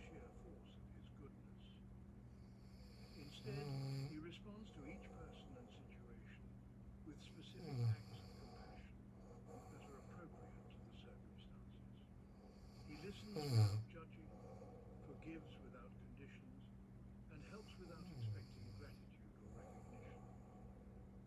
His love is quiet and undemonstrative, but it has a transformative effect on almost everyone he encounters. Through Alyosha, Dostoevsky shows how love can be both completely selfless and completely practical. The contrast between these loving characters and those who lack love reveals the central tragedy of human existence. Characters like Raskolnikov, Ivan Karamazov, and the Underground Man are capable of brilliant intellectual analysis and profound emotional sensitivity. But they are trapped in their own subjectivity and cannot break through to genuine connection with others.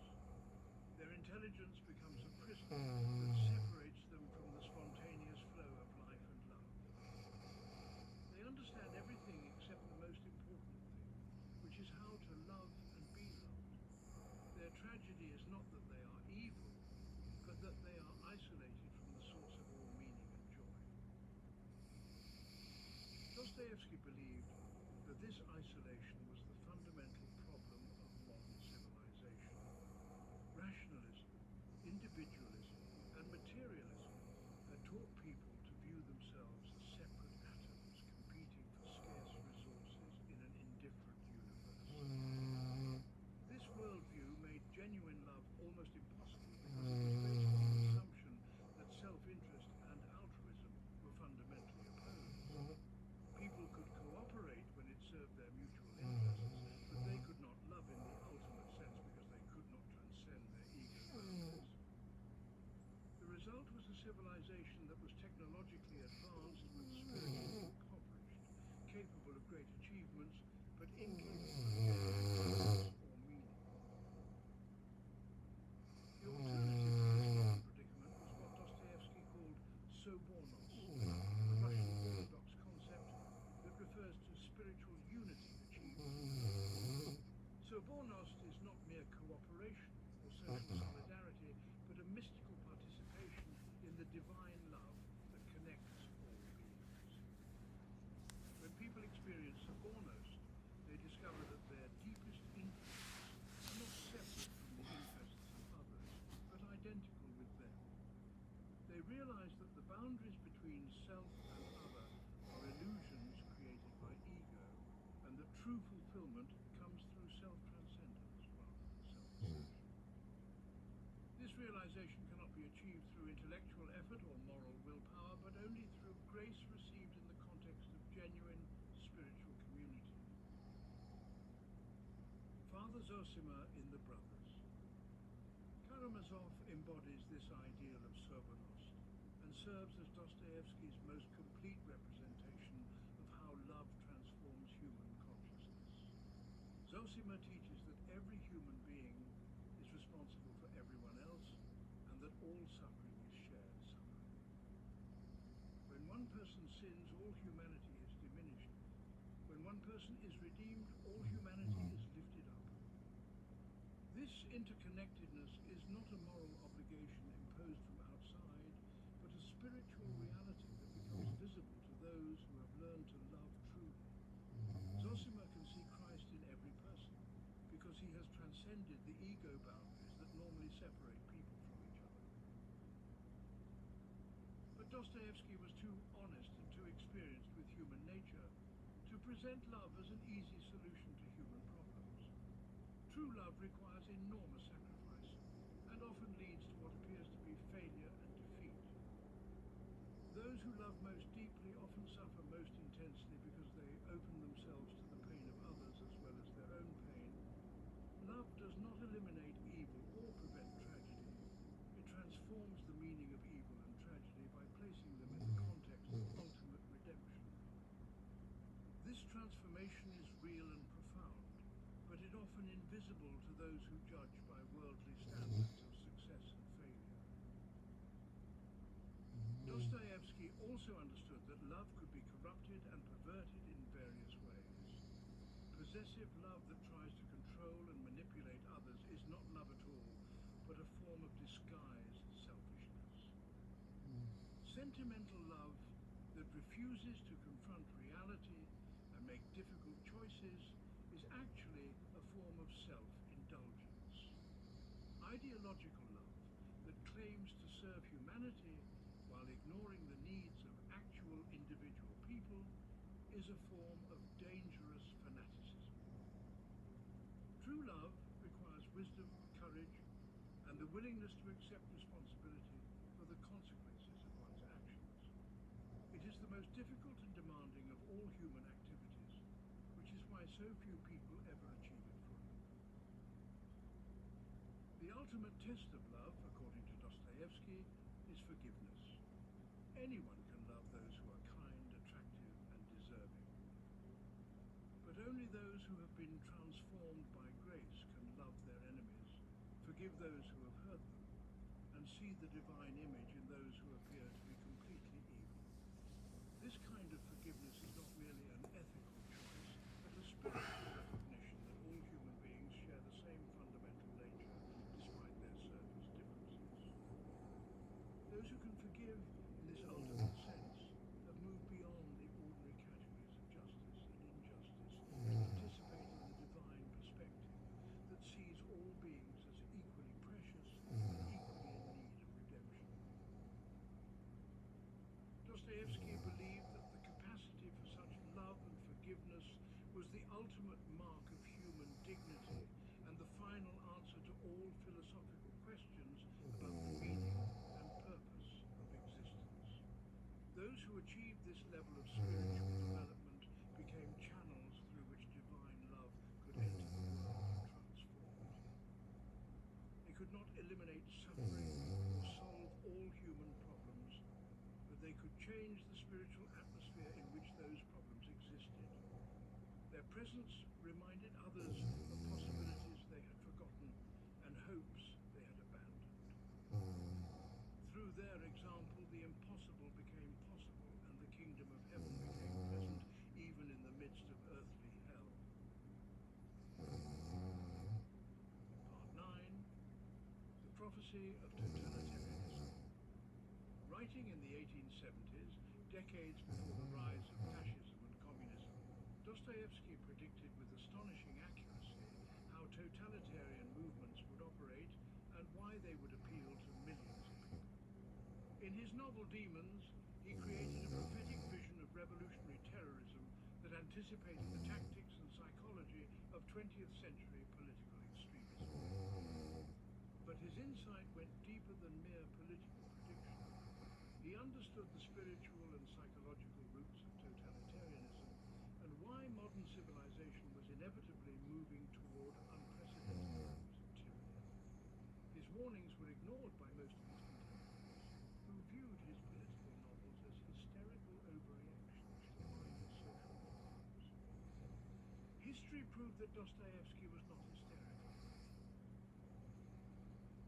The central insight behind Dostoevsky's political prophecy was his understanding that totalitarianism emerges not from traditional authoritarianism, but from the collapse of traditional beliefs and institutions.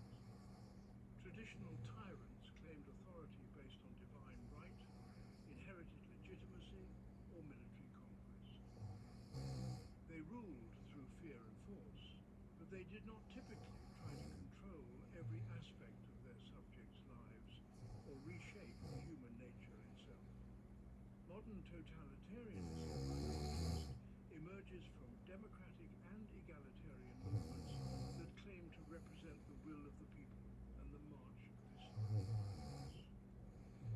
Totalitarian leaders present themselves not as conquerors, but as servants of humanity who are working to eliminate suffering and create perfect societies. This makes their tyranny far more dangerous and more difficult to resist than traditional despotism.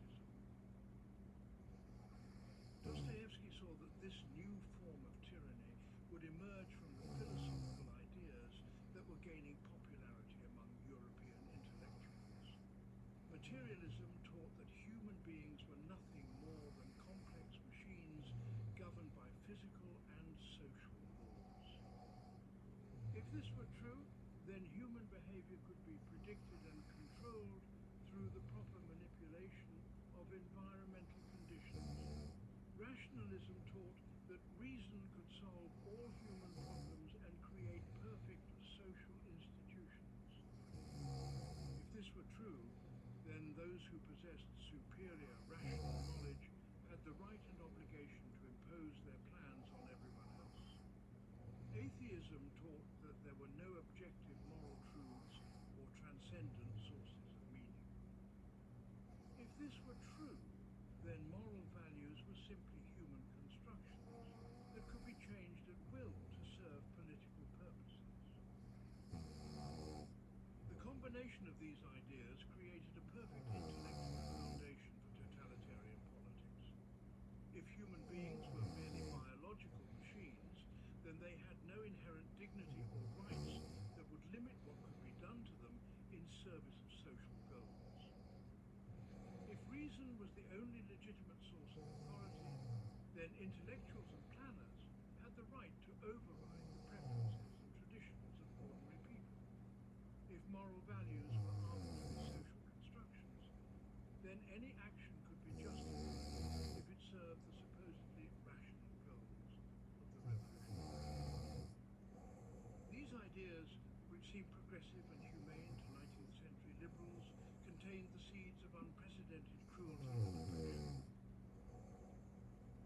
In Demons, Dostoevsky illustrated how these abstract philosophical ideas would translate into concrete political action. The novel's revolutionary characters begin with genuine concern about social injustice and sincere desire to help the oppressed. But their commitment to ideological purity gradually overwhelms their basic human decency and moral sense. They become willing to lie, steal, and murder in service of their cause because they have convinced themselves that their personal feelings and moral scruples are obstacles to the greater good. They develop elaborate theoretical justifications for actions that they would have considered obviously evil before their ideological conversion. The result is a form of evil that is far more dangerous than traditional criminality because it operates with a clear conscience and claims moral legitimacy. Dostoevsky understood that this kind of ideological fanaticism would appeal particularly to educated young people who had lost traditional religious faith but retained the need for meaning and purpose. Revolutionary movements offered these individuals a sense of mission and significance that secular culture could not provide. By joining a cause that promised to transform the world, they could feel that their lives mattered in some ultimate sense.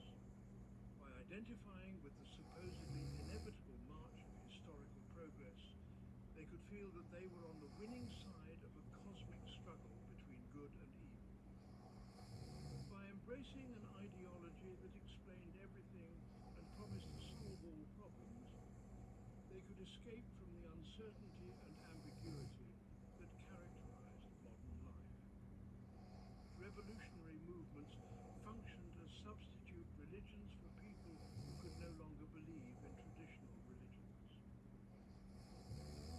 But Dostoevsky also saw that these movements would inevitably betray their own ideals and become tyrannical. The same philosophical assumptions that justified revolutionary violence against the old order would eventually justify tyrannical control over the new order. If human beings were rational machines, then they could be programmed to behave in socially beneficial ways.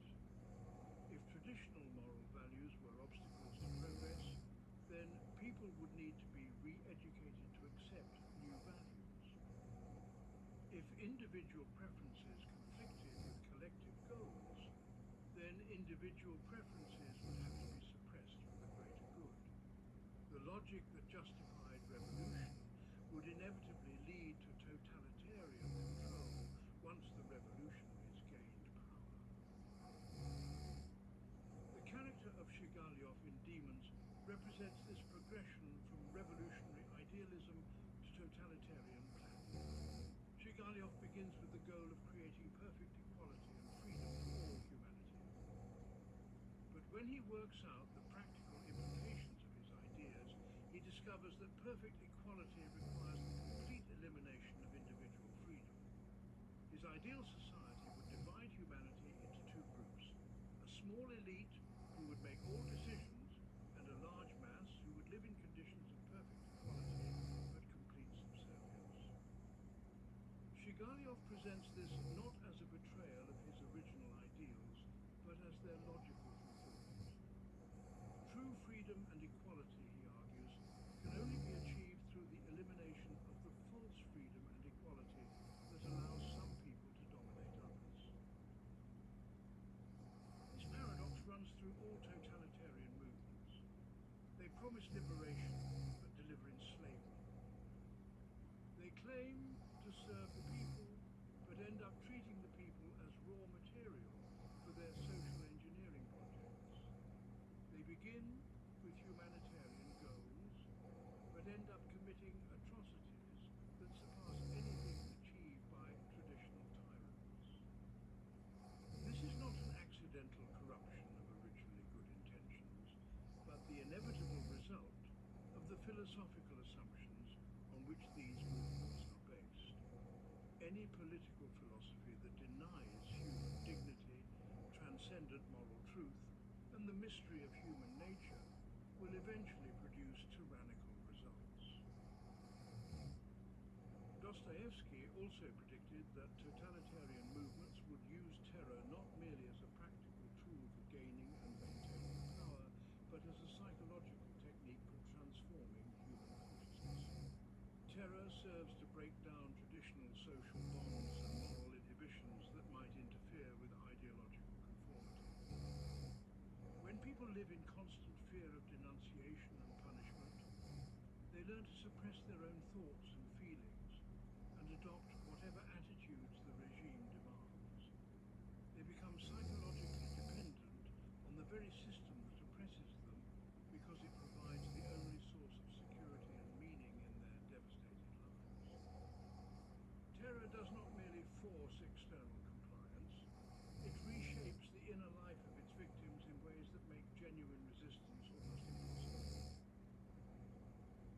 The novel's most chilling scenes involve the psychological manipulation and destruction of individuals who initially resist the revolutionary movement.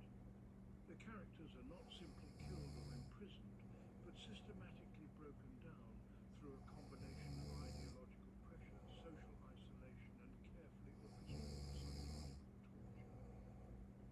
Their resistance is not overcome through rational argument, but through the deliberate destruction of their capacity for independent thought and moral judgment. They are transformed from free individuals into instruments of the movement's will. This process anticipates the sophisticated techniques of psychological manipulation that would be developed by 20th century totalitarian regimes. But Dostoevsky's most profound insight concerns the religious dimension of totalitarian movements. These movements are not merely political, but essentially religious in nature, offering their adherents a comprehensive worldview that explains everything and promises ultimate salvation. They demand not merely obedience but faith, not merely compliance but enthusiastic participation in their sacred mission. They create their own rituals, martyrs, and sacred texts that function exactly like religious institutions. They promise their followers immortality through identification with the movement and its supposedly eternal goals. This religious dimension makes totalitarian movements far more powerful and persistent than purely political tyrannies, because they satisfy deep spiritual needs that secular culture cannot address. The ultimate horror of totalitarianism, according to Dostoevsky, is not that it makes people miserable, but that it makes them satisfied with their misery. By destroying their capacity for independent thought and authentic feeling, totalitarian systems create populations of people who genuinely believe that their oppression is freedom and their degradation is dignity.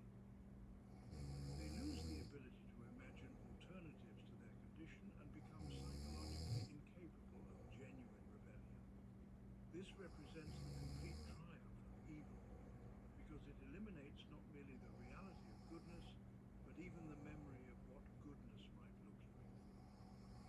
It is the final victory of the Grand Inquisitor's vision over the vision of Christ. Part 10. The birth of existentialism and the divided self. Long before existentialism became a recognized philosophical movement, Dostoevsky had identified and dramatized its central insights. Through characters like the underground man, Raskolnikov, and Ivan Karamazov, he explored themes that would later become the foundation of existentialist thought: the absurdity of existence, the burden of freedom, the anxiety of choice, and the search for authentic selfhood in a meaningless universe. But Dostoevsky's existentialism was different from the secular existentialism that would emerge in the 20th century, because it was grounded in a profound spiritual struggle rather than a rejection of all spiritual possibilities. For Dostoevsky, the confrontation with meaninglessness was not the end of the philosophical journey, but the beginning of a deeper search for transcendent meaning. The underground man represents the first fully developed existentialist hero in literature. He is acutely aware that his existence precedes any essence or meaning that he might try to impose upon it. He knows that he is radically free to choose who he wants to be, but he also knows that this freedom is a terrible burden that most people try to escape. He understands that all human values and institutions are human constructions rather than objective features of reality.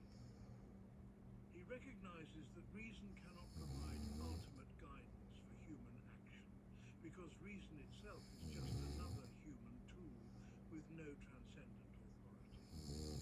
These insights anticipate the central themes of existentialist philosophy by several decades. But the underground man's response to these insights is profoundly different from that of later existentialist thinkers. Instead of embracing his freedom and creating his own values, he becomes paralyzed by the recognition of his radical responsibility for his choices. Instead of affirming life despite its apparent meaninglessness, he retreats into bitter isolation and self-destructive behavior. Instead of finding authenticity through the acceptance of anxiety and uncertainty, he becomes consumed by resentment and spite. The underground man shows us what happens when existentialist insights are divorced from any spiritual or transcendent framework that could give them positive meaning. Without God or some other source of objective value, existential freedom becomes a curse rather than a blessing. Dostoevsky's exploration of the divided self was equally prophetic and influential. His characters are not unified personalities, but complex battlegrounds where conflicting impulses, beliefs, and desires struggle for dominance. Raskolnikov contains both a potential saint and a potential criminal, and his actions emerge from the temporary victory of one aspect of his personality over others. Ivan Karamazov is simultaneously a believer and an atheist, capable of profound religious insight and equally profound religious rebellion. The underground man is both a penetrating social critic and a pathetic failure who cannot apply his insights to his own life. These characters anticipate the modern psychological understanding of personality as multiple and contradictory rather than single and coherent. This division of the self creates what existentialists would later call authenticity problems. If we contain multiple conflicting selves, which one represents our true identity? If our conscious thoughts and stated values conflict with our unconscious drives and actual behavior, which should we trust? If we can observe ourselves thinking and feeling, who is the observer and who is the observed? These questions torment Dostoevsky's characters and drive them to increasingly desperate attempts to achieve some kind of unified selfhood. But their efforts usually fail because the division is built into the structure of human consciousness itself. Dostoevsky understood that this divided consciousness was both a burden and an opportunity. The same self-awareness that makes authentic action difficult also makes moral growth possible. The same capacity for self-observation that creates anxiety and paralysis also enables genuine self-knowledge and repentance. The same freedom that allows people to choose evil also allows them to choose good. The divided self is the price we pay for being human. But it is also what makes genuine humanity possible. Without the capacity to step outside ourselves and observe our own thoughts and actions, we would be no different from animals acting on instinct. The existential themes in Dostoevsky's work also include a profound exploration of what would later be called bad faith, the tendency to deny one's freedom and responsibility by pretending to be determined by external forces. Many of his characters try to escape the burden of choice by convincing themselves that their actions are determined by their social circumstances, their psychological makeup, or their philosophical beliefs. Raskolnikov claims that his murder was justified by his theory about extraordinary individuals, but this is really an attempt to avoid taking full responsibility for his free choice to kill. The underground man blames his problems on social conditions and psychological determinism, but this is really an excuse for his refusal to take positive action to improve his life. These characters demonstrate how easy it is to use sophisticated intellectual analysis as a way of avoiding genuine moral responsibility. But Dostoevsky also shows us characters who achieve what existentialists would call authentic existence by fully accepting their freedom and responsibility. Alyosha Karamazov does not try to escape the burden of choice by appealing to external authorities or deterministic explanations. He takes full responsibility for his actions and their consequences while remaining open to grace and guidance from beyond himself. Sonia Marmeladova in Crime and Punishment freely chooses to sacrifice herself for her family while maintaining her dignity and moral integrity. These characters show that authenticity is possible, but it requires enormous courage and spiritual strength. It cannot be achieved through intellectual analysis alone, but requires a fundamental transformation of one's relationship to existence itself. The existential dimension of Dostoevsky's work is most clearly visible in his treatment of death and mortality. His characters are constantly aware that they will die, and that this fact renders all their projects and concerns ultimately meaningless from a cosmic perspective. This awareness of mortality creates both anxiety and urgency. If life is short and death is certain, then every choice matters enormously because there may not be opportunities to correct mistakes or try alternative paths.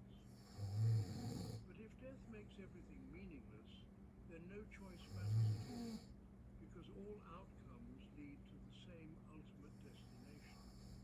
This paradox creates the existential tension that drives much of the psychological drama in Dostoevsky's novels. Prince Mishkin in The Idiot embodies a unique response to this existential situation.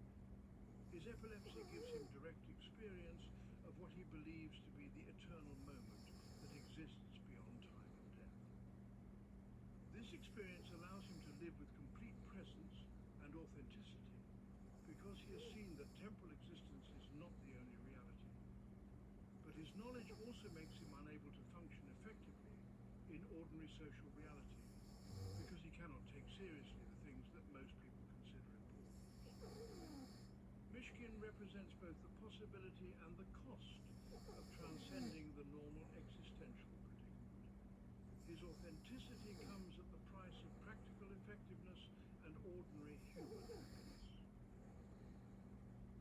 Dostoevsky's influence on later existentialist thinkers was enormous, though often unacknowledged. Kierkegaard, who is usually considered the father of existentialism, was deeply influenced by Dostoevsky's exploration of fragility, despair, and the leap of faith.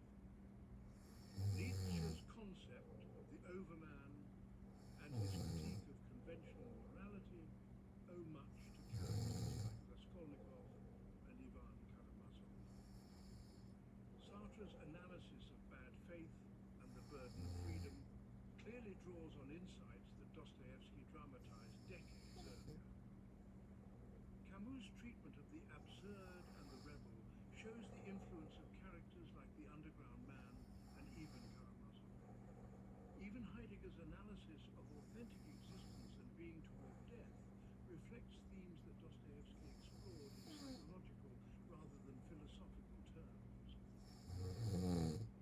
But Dostoevsky's existentialism differed fundamentally from most later versions because it remained open to religious and spiritual possibilities.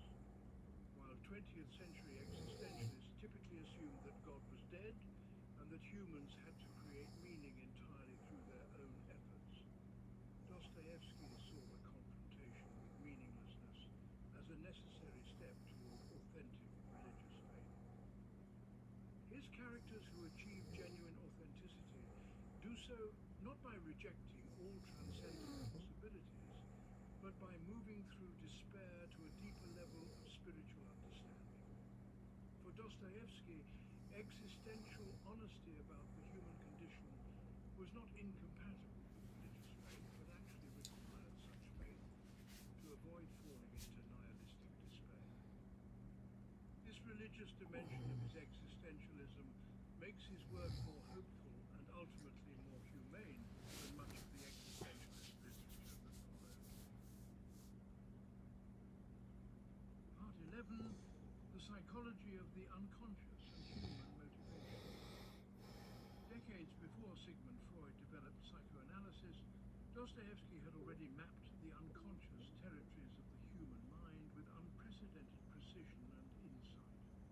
His novels function as case studies in psychological analysis, revealing the hidden drives, repressed desires, and unconscious conflicts that motivate human behavior. Freud himself acknowledged this debt, ranking Dostoevsky second only to Shakespeare in literary achievement, and declaring that the Russian novelist had anticipated many of the central discoveries of psychoanalytic theory. But Dostoevsky's psychological insights went beyond anything that academic psychology would achieve because they were grounded in direct observation of human nature under extreme conditions rather than theoretical speculation. Dostoevsky understood that human beings are driven by forces that operate below the level of conscious awareness. People rarely act for the reasons they claim to act, and they often pursue goals that directly contradict their stated values and rational interests. Raskolnikov tells himself that he commits murder to help the poor and test his theory about extraordinary individuals, but the real motivation is his need to assert power and overcome his sense of personal inadequacy. The underground man claims that he withdraws from society because other people are inferior and unworthy of his attention, but the real reason is his terror of rejection and his inability to risk genuine human connection. Ivan Karamazov develops elaborate philosophical arguments against God's existence, but his atheism is really driven by his emotional inability to accept a world in which innocent children suffer. In each case, the conscious explanation serves to hide rather than reveal the true psychological dynamics at work. This insight into the divided nature of human motivation was revolutionary in its implications. If people do not understand their own motivations, then rational arguments and moral exhortations are largely useless for changing behavior. If unconscious drives are more powerful than conscious intentions, social reform efforts that appeal only to reason and self-interest are doomed to failure. If psychological conflicts operate outside the realm of voluntary control, then traditional approaches to criminal justice and moral education need to be fundamentally reconsidered. Dostoevsky's psychological realism challenged every assumption about human nature that was common in his time, and continues to challenge many assumptions that are common today. Dostoevsky was particularly brilliant in his analysis of what psychologists would later call defense mechanisms, the unconscious strategies that people use to protect themselves from painful truths about their own nature and circumstances. Rationalization allows people to create logical explanations for behavior that is actually driven by irrational emotional needs. Projection allows people to attribute their own unacceptable impulses to others rather than acknowledging them in themselves. Denial allows people to refuse to see obvious realities that would force them to change their self-image or behavior. Compensation allows people to excel in one area as a way of making up for felt inadequacies in another area.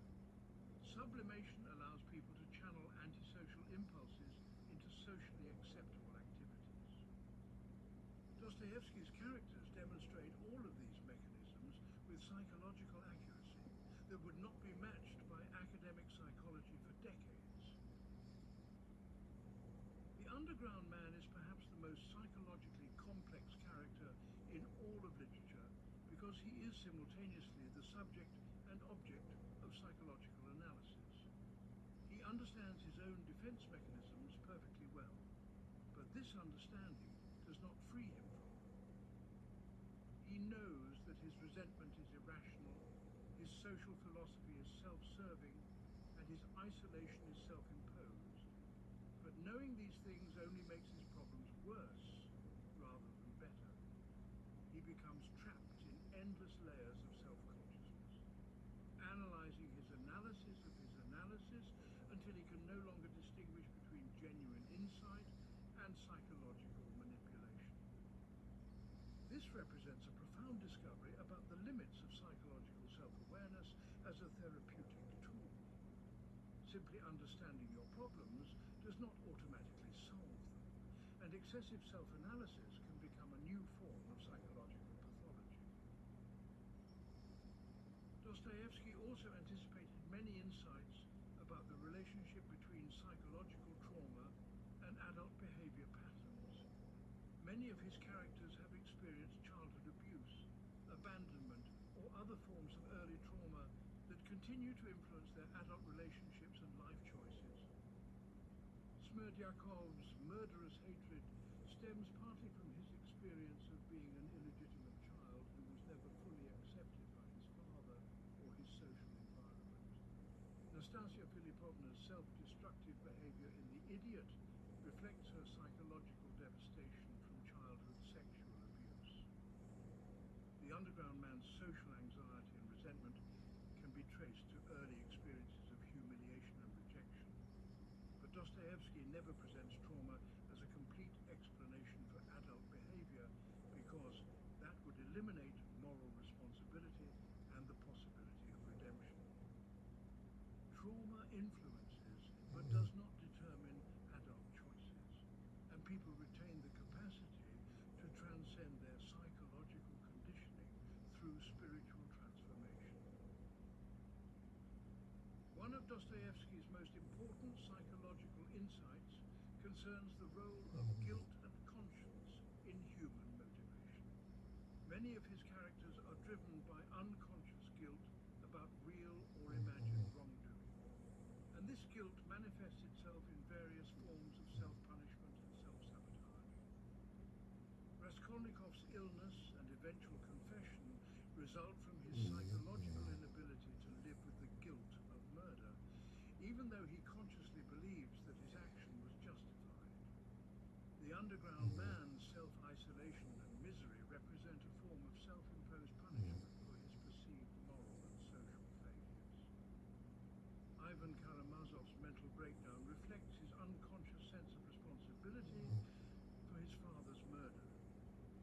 even though he did not directly participate in the crime. These characters demonstrate that conscience operates as an autonomous psychological force that cannot be eliminated through rational argument or philosophical sophistication. But Dostoevsky also understood that guilt could be pathological and destructive rather than morally beneficial. Excessive guilt can lead to psychological paralysis, self-hatred, and the inability to accept forgiveness and redemption. Some of his characters become so consumed by guilt that they lose the capacity for positive action and healthy relationships. They become addicted to suffering as a way of appeasing their punitive superego, but this suffering does not lead to genuine moral improvement or spiritual growth. True redemption requires not the elimination of guilt, but its transformation through grace and genuine repentance. This insight anticipates modern therapeutic approaches that distinguish between healthy guilt that promotes moral behavior and neurotic guilt that inhibits psychological functioning. Dostoevsky's analysis of love and sexuality was equally profound and ahead of its time. He understood that romantic love often involves psychological projection, wish fulfillment, and the attempt to use another person to solve one's own internal conflicts. Characters like Nastasia Filipovna and Grushenka are loved not for who they really are, but for what they represent in the psychological economy of their admirers. Prince Mishkin's love for Nastasia is partly motivated by his need to save someone as a way of giving meaning to his own suffering. Dmitry Karamazov's passion for Grushenka reflects his unconscious search for maternal acceptance and approval. These relationships are psychologically complex rather than simply romantic because they involve the intersection of multiple unconscious needs and conflicts. Dostoevsky also anticipated insights about the psychology of power and dominance that would later be developed by thinkers like Nietzsche and Adler. Many of his characters are motivated by what psychologists would call the will to power, the need to assert control over their environment and other people as a way of compensating for feelings of inadequacy and vulnerability. Raskolnikov's theory about extraordinary individuals is really a rationalization for his psychological need to feel superior to ordinary people. The underground man's intellectual sophistication serves partly as a weapon for asserting dominance over those he considers less insightful than himself. Ivan Karamazov's atheistic philosophy functions partly as a way of asserting his independence from divine authority. These characters show how intellectual and spiritual pursuits can be corrupted by unconscious power drives that operate beneath the surface of conscious motivation. Perhaps Dostoevsky's most profound psychological insight concerns the relationship between suffering and psychological development. He understood that people often unconsciously seek out suffering because it serves important psychological functions that pleasure and happiness cannot provide. Suffering can validate one's sense of being special or different from others. It can provide a sense of meaning and purpose for those who feel that their lives are otherwise insignificant. It can serve as a form of self-punishment that appeases guilt and provides relief from psychological tension. It can create bonds of sympathy and connection with others who have also suffered. And it can serve as a catalyst for spiritual growth and transformation that would not occur under comfortable circumstances. This understanding of suffering as psychologically functional rather than simply pathological was far ahead of its time and remains controversial even today.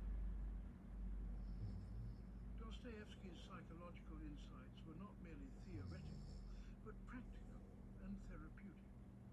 His novels function as a form of psychological healing for readers who recognize their own conflicts and struggles in his characters. By seeing their problems dramatized with honesty and compassion, readers can begin to understand and accept accept aspects of themselves that they might otherwise deny or repress. By witnessing characters who achieve redemption and transformation despite their psychological wounds, readers can maintain hope for their own healing and growth.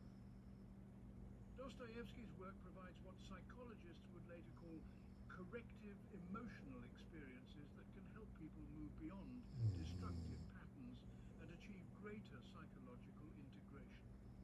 This therapeutic dimension of his writing helps explain why his novels continue to have such a powerful impact on readers more than a century after they were written.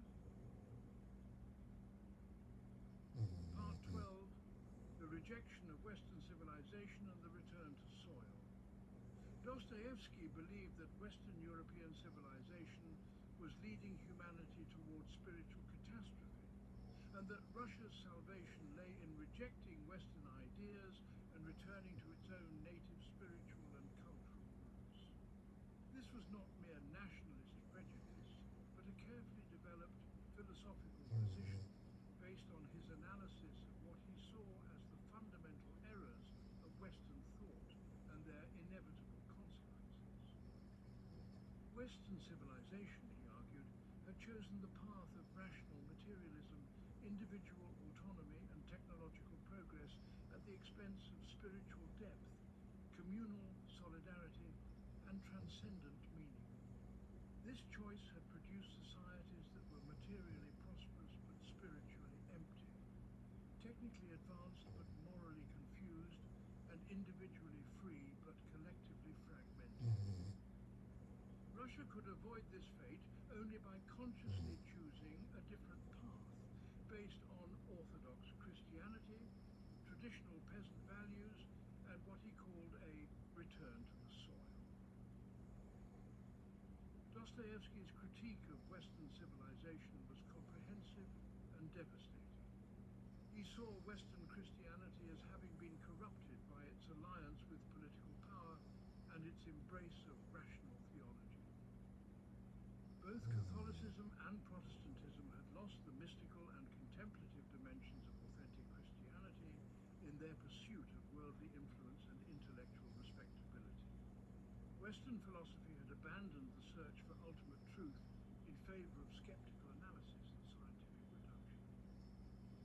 Western politics had replaced traditional authority and organic community with artificial contracts and mechanical institutions. Western economics had reduced human relationships to market transactions and transformed everything into a commodity to be bought and sold. The result was a civilization that was technically impressive but spiritually bankrupt. The fundamental error of Western civilization, according to Dostoevsky, was its assumption that human reason could solve all problems and create perfect societies without reference to divine guidance or transcendent truth. This assumption had led Western thinkers to develop elaborate philosophical and political systems that ignored the mysterious and irrational aspects of human nature. They believed that people were essentially rational creatures who would naturally choose their own best interests if given proper education and favorable social conditions. They thought that social institutions could be designed according to rational principles that would eliminate conflict and create universal happiness. They assumed that scientific progress would eventually answer all important questions and solve all significant problems.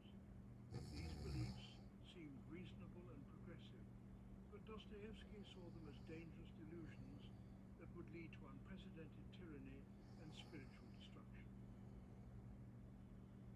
The alternative that Dostoevsky proposed was what he called a return to the soil, a conscious embrace of traditional Russian values and ways of life that had been preserved by the peasantry, despite centuries of westernizing influence from the educated classes. The soil represented not merely agriculture or rural life, but a whole constellation of spiritual and cultural values that were fundamentally different from Western individualism and rationalism. These values included sobernost, the mystical unity of the Orthodox Christian community, conciliarity, the practice of making decisions through spiritual consensus rather than rational debate, humility, the recognition that human wisdom is limited and that ultimate truth comes from God rather than human reason, and suffering love, the willingness to bear the pain of others as a path to spiritual growth and redemption. These values had been preserved in their purest form by the Russian peasantry, who had remained closer to the Orthodox Christian tradition than the westernized aristocracy of intelligentsia.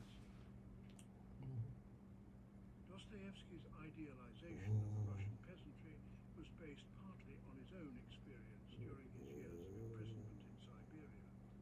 He had expected the common criminals in the prison camp to be degraded and brutalized by their circumstances, but instead he found that many of them possessed a spiritual depth and moral sensitivity that was often lacking in educated society. They were capable of extraordinary acts of kindness and self-sacrifice despite their harsh living conditions. They maintained their religious faith despite having every reason to despair. They preserved traditional values of family loyalty, personal honor, and community solidarity that had been weakened or abandoned by Western-influenced intellectuals. Most importantly, they had not lost their capacity for genuine repentance and spiritual transformation. Their suffering had made them more rather than less human, while the comfort and education of the upper classes had often made them more selfish and spiritually shallow. This experience convinced Dostoevsky that the Russian people possessed a unique spiritual wisdom that could save not only Russia but the entire world from the spiritual crisis of modernity. While Western civilization was moving toward materialism, atheism, and social fragmentation, Russia had preserved the authentic Christian insight of human nature. Russian orthodoxy maintained the mystical and contemplative traditions that Western Christianity had lost. Russian peasant culture preserved communal values and practices that Western individualism had destroyed. Russian literature and art expressed spiritual insights that Western rationalism could not comprehend. If Russia could resist the temptation to imitate Western models and instead develop according to its own spiritual principles, it could become a beacon of hope for all humanity. But Dostoevsky's vision of Russia's messianic mission was complicated by his recognition that Russian society was itself deeply corrupted by Western influences. The Russian aristocracy had been imitating Western European culture for generations and had lost touch with their own spiritual roots. Russian intellectuals were often more Western than the Westerners themselves, embracing radical ideologies that even European thinkers found extreme. Russian institutions were increasingly modeled on Western patterns rather than traditional Orthodox principles. Even the Russian Orthodox Church had been influenced by Western theological methods and had lost some of its original spiritual purity. The return to the soil could not be accomplished simply by rejecting foreign influences, but required a conscious spiritual renewal that would restore Russia's connection to its own deepest traditions. This spiritual renewal would require a fundamental transformation of Russian education, culture, and social organization. Instead of imitating Western universities and teaching Western philosophy, Russian educational institutions should focus on Orthodox theology, traditional Russian literature, and the practical wisdom of peasant culture. Instead of copying Western social and political institutions, Russia should develop forms of governance and social organization based on Orthodox principles of soberness and conciliarity. Instead of pursuing Western models of economic development, Russia should create an economy based on mutual aid, communal ownership, and spiritual rather than material values. This this transformation would not be easy, because it would require the educated classes to abandon their privileged position and learn from those they had traditionally considered their inferiors. But it was necessary if Russia was to fulfill its destiny as the spiritual leader of humanity. Dostoevsky believed that this spiritual mission was not merely a matter of cultural preference, but a cosmic necessity. The Western path of rationalism and materialism was leading humanity towards spiritual death and ultimate meaninglessness. If this process continued unchecked, human beings would lose their capacity for genuine love, faith, and moral responsibility. They would become sophisticated animals, pursuing pleasure and avoiding pain, but incapable of transcending their biological nature. Science and technology would advance, but human beings would become less rather than more human. Social organization would become more efficient, but individual souls would become more empty and degraded. The end result would be a form of civilization that was technically advanced but spiritually dead. Only a civilization based on orthodox Christian principles could reverse this process and restore humanity's connection to transcendent meaning and purpose. Such a civilization would not reject science and technology, but would subordinate them to spiritual goals rather than making them ends in themselves. It would not eliminate individual freedom, but would ground that freedom in spiritual rather than materialistic values. It would not destroy social progress, but would define progress in terms of spiritual development rather than material accumulation. It would create a form of modernity that was compatible with, rather than opposed to, traditional wisdom and spiritual insight. This was Russia's mission, to show the world that it was possible to be both modern and spiritual, both technically competent and morally grounded. But Dostoevsky also recognized that this mission might fail. Russia might succumb to Western influences and lose its unique spiritual character. The Russian people might choose material comfort over spiritual depth, rational sophistication over mystical wisdom, individual autonomy over communal solidarity. If this happened, Russia would become just another Western country, and humanity would lose its last hope for spiritual renewal. The world would then proceed inexorably toward the spiritual catastrophe that Dostoevsky saw as the inevitable endpoint of Western civilization. The choice was stark. Either Russia would fulfill its messianic mission and save the world, or the world would be lost to materialism and spiritual death. This vision of Russia's role in world history was both inspiring and dangerous. It provided a sense of meaning and purpose that helped many Russians maintain their cultural identity in the face of Western pressure for modernization and westernization. But it also encouraged a form of nationalist arrogance that could be used to justify almost any action taken in the name of Russia's spiritual mission. If Russia was destined to save the world, then anything that served Russian interests could be presented as serving the interests of humanity itself. If Orthodox Christianity was the only authentic form of Christianity, then other forms of Christianity could be treated as heresies that deserved to be eliminated. If Russian culture was spiritually superior to Western culture, then Russians had the right and obligation to impose their values on other peoples for their own good. The same vision that could inspire genuine spiritual renewal could also justify imperialism, religious persecution, and cultural chauvinism. Part 13. The Eternal Struggle, Faith, Suffering, and Dostoevsky's Vision for Humanity. At the very center of Dostoevsky's philosophical universe lies an eternal battle between faith and doubt that can never be definitively resolved through rational argument or empirical evidence, combined with his revolutionary understanding that suffering is the fundamental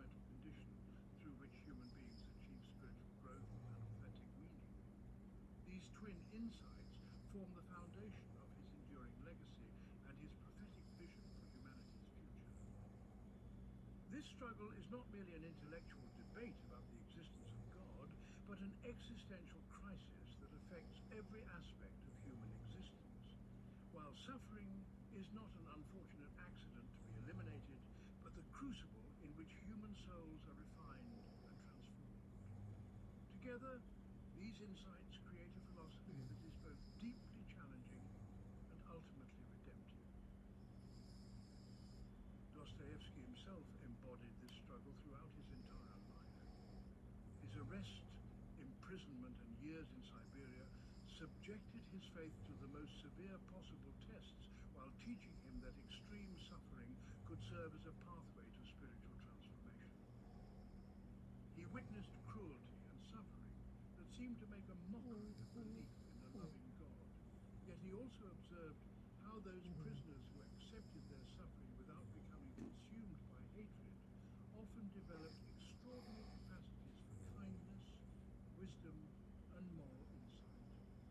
This experience convinced him that the deepest forms of human wisdom, compassion, and spiritual insight emerge only through profound suffering that cannot be avoided or easily resolved. The mature Dostoevsky, who emerged from this ordeal, was neither a simple believer nor a straightforward atheist, but something much more complex and interesting. A man whose faith had been tested by doubt and refined by suffering.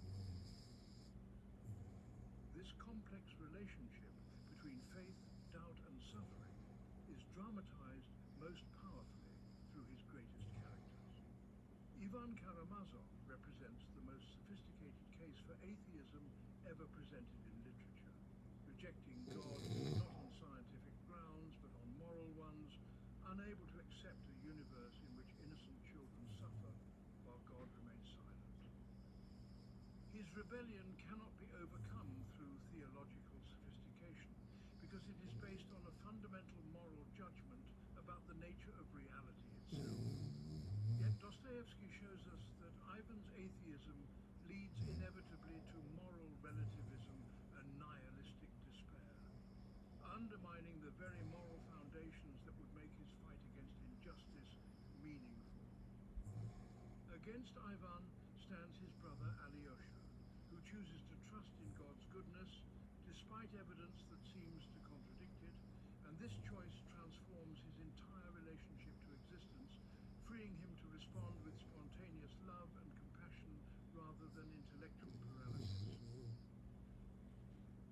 The philosophy of redemptive suffering is embodied most clearly in characters like Sonia Mameladova, who maintains her spiritual purity despite degraded circumstances, and Father Zosima, who teaches that all human beings are responsible for the suffering of others, and that true spiritual development requires accepting this responsibility. Sonia's suffering has not made her bitter, but has deepened her capacity for love and forgiveness, allowing her to see the divine image even in a murderer like Raskolnikov. Zosima demonstrates how suffering can be transformed into spiritual wisdom, arguing that those who achieve spiritual maturity through suffering become channels through which divine grace can enter the world. But Dostoevsky also shows that suffering can be destructive rather than redemptive, depending on how it is received. The underground man's pain has made him spiteful. Ivan's intellectual anguish has led to rebellion against God, and Smerdyakov's abuse has turned him into a murderer. The difference lies not in the amount of pain experienced, but in the spiritual attitude with which that pain is received. Redemptive suffering requires what Dostoevsky calls active love, the willingness to bear not only one's own pain, but the pain of others as well. This is not mere sympathy, but a practical commitment to sharing others' burdens, even when doing so increases one's own suffering. Such love can only emerge from those who have learned to accept their own suffering without resentment, transforming their pain into wisdom embodies this principle through his Christ-like innocence and willingness to suffer for others, though his very goodness becomes tragically ineffective in a world unprepared to receive such unconditional love. Yet Dostoevsky suggests that even apparently failed acts of redemptive love plant seeds of grace that may bear fruit in future generations, operating on spiritual rather than merely practical levels. The eternal struggle between faith and doubt, combined with the transformative potential of suffering, leads to Dostoevsky's prophetic understanding of humanity's future. Writing decades before the rise of totalitarian movements, he predicted with astonishing accuracy how revolutionary ideologies would evolve into systems of mass oppression and psychological control. The Grand Inquisitor's vision of a society based on bread, miracle, and authority perfectly anticipated the appeal of fascist and communist regimes that would seduce millions with promises of security and relief from the burden of freedom. His novels demonstrated how intellectual sophistication and humanitarian ideals could be corrupted into justifications for terrorism and mass murder, showing that the greatest evils would come from educated idealists who believed they were serving humanity. These political prophecies remain essential for understanding contemporary threats to human freedom and dignity. But Dostoevsky's psychological insights have proven equally prophetic and enduring. His exploration of the unconscious mind, the divided self, and the complex motivations that drive human behavior anticipated major psychological discoveries by decades. His understanding of how excessive self-consciousness can paralyze effective action perfectly describes the condition of millions of modern people who know what they should do but cannot bring themselves to do it. His analysis of how childhood trauma, social alienation, and spiritual emptiness create psychological disorders remains more penetrating than most contemporary theories.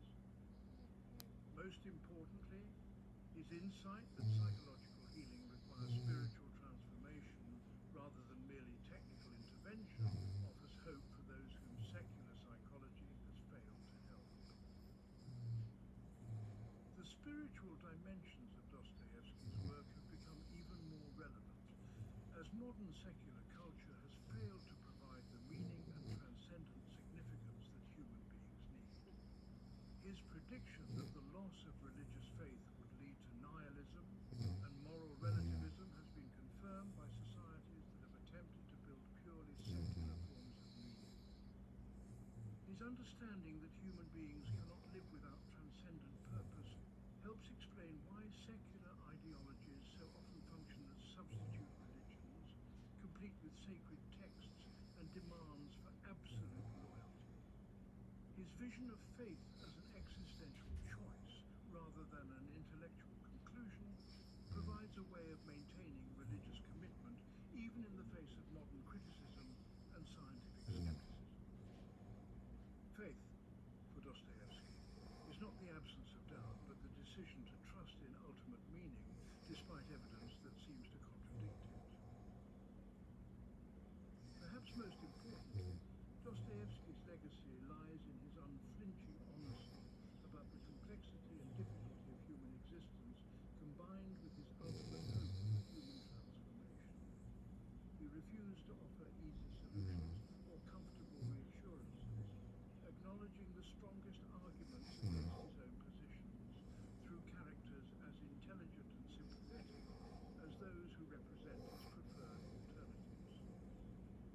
He recognized that the choice between faith and doubt, freedom and security, love and power cannot be resolved through rational argument alone, but requires fundamental decisions about how to interpret life's ambiguous evidence. This intellectual honesty makes his ultimate affirmations more meaningful because they emerge from genuine struggle with doubt and despair rather than naive optimism. Dostoevsky's vision for humanity is both deeply pessimistic and ultimately hopeful. He He recognized that human beings are capable of extraordinary evil and that social progress does not automatically lead to moral improvement. He understood that the loss of traditional sources of meaning would create psychological crises that could not be easily resolved through rational analysis or social reform. He predicted that attempts to create perfect societies through human effort alone would inevitably lead to tyranny and the destruction of everything that makes life worth living. Yet he also believed that humans are capable of transcending their limitations through spiritual transformation and redemptive love, achieving levels of wisdom and compassion that approach the divine. He demonstrated through his greatest characters that even the most degraded individuals can be redeemed through genuine repentance and acceptance of grace. The choice that Dostoevsky presents to humanity remains as relevant today as it was in 19th century Russia. We can choose the path of the Grand Inquisitor, seeking security and relief from freedom's burden, even at the cost of our humanity. We can choose Ivan Karamazov's path, demanding that reality conform to our moral expectations and rejecting any universe that fails to meet our standards. We can choose the underground man's path, retreating into bitter isolation as a way of asserting autonomy in an apparently meaningless world.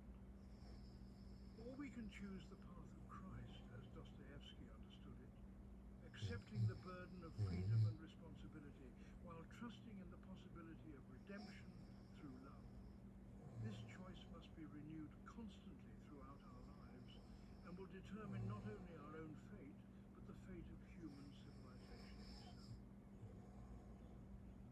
In our current historical moment, when traditional sources of meaning continue to weaken, while new forms of control threaten human freedom, Dostoevsky's insights are more essential than ever. His warnings about utopian thinking speak directly to contemporary movements that promise Thanks for the to solve follow. problems through correct theories and techniques.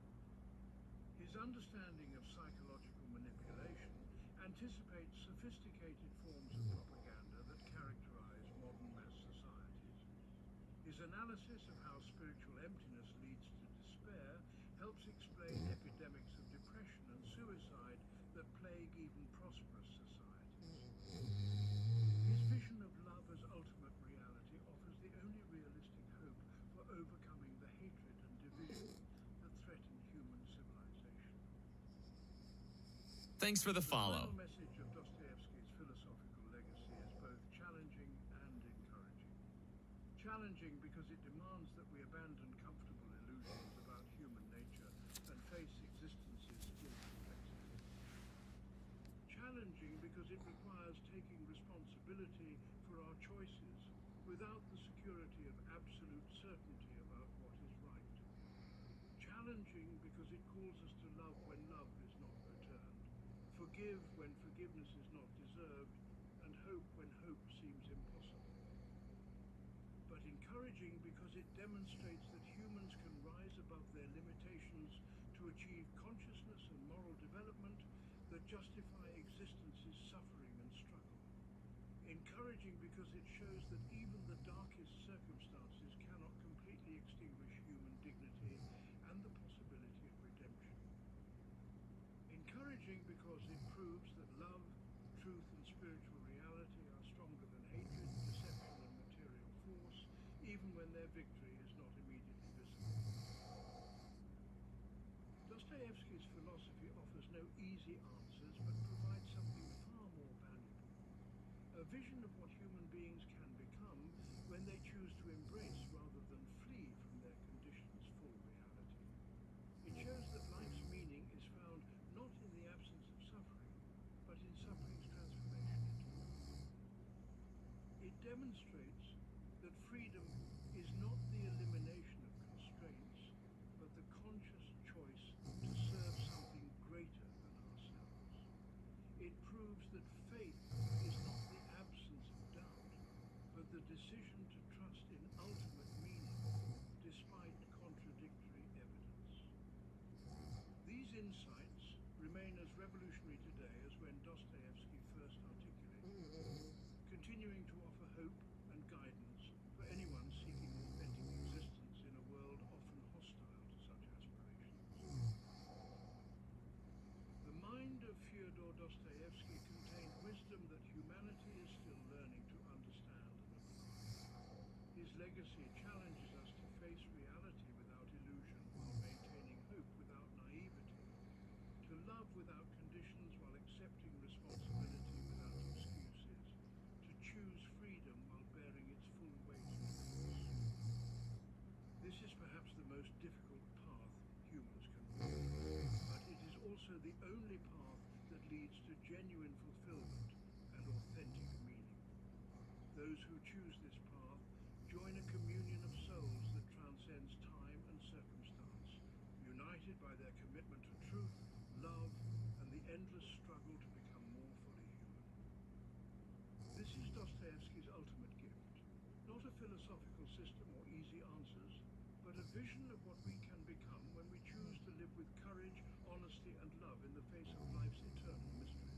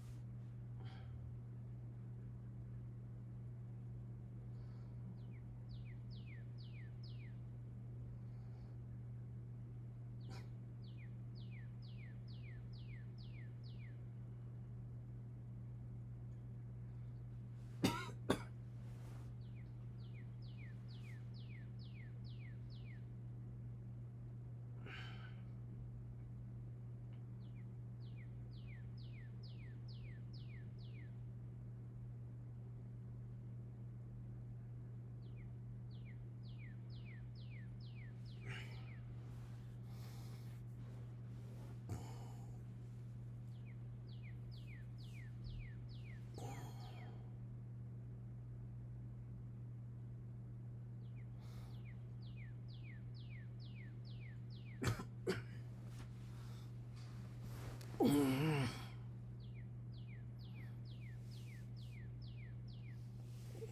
guys. I gotta go, man. Thank you for joining.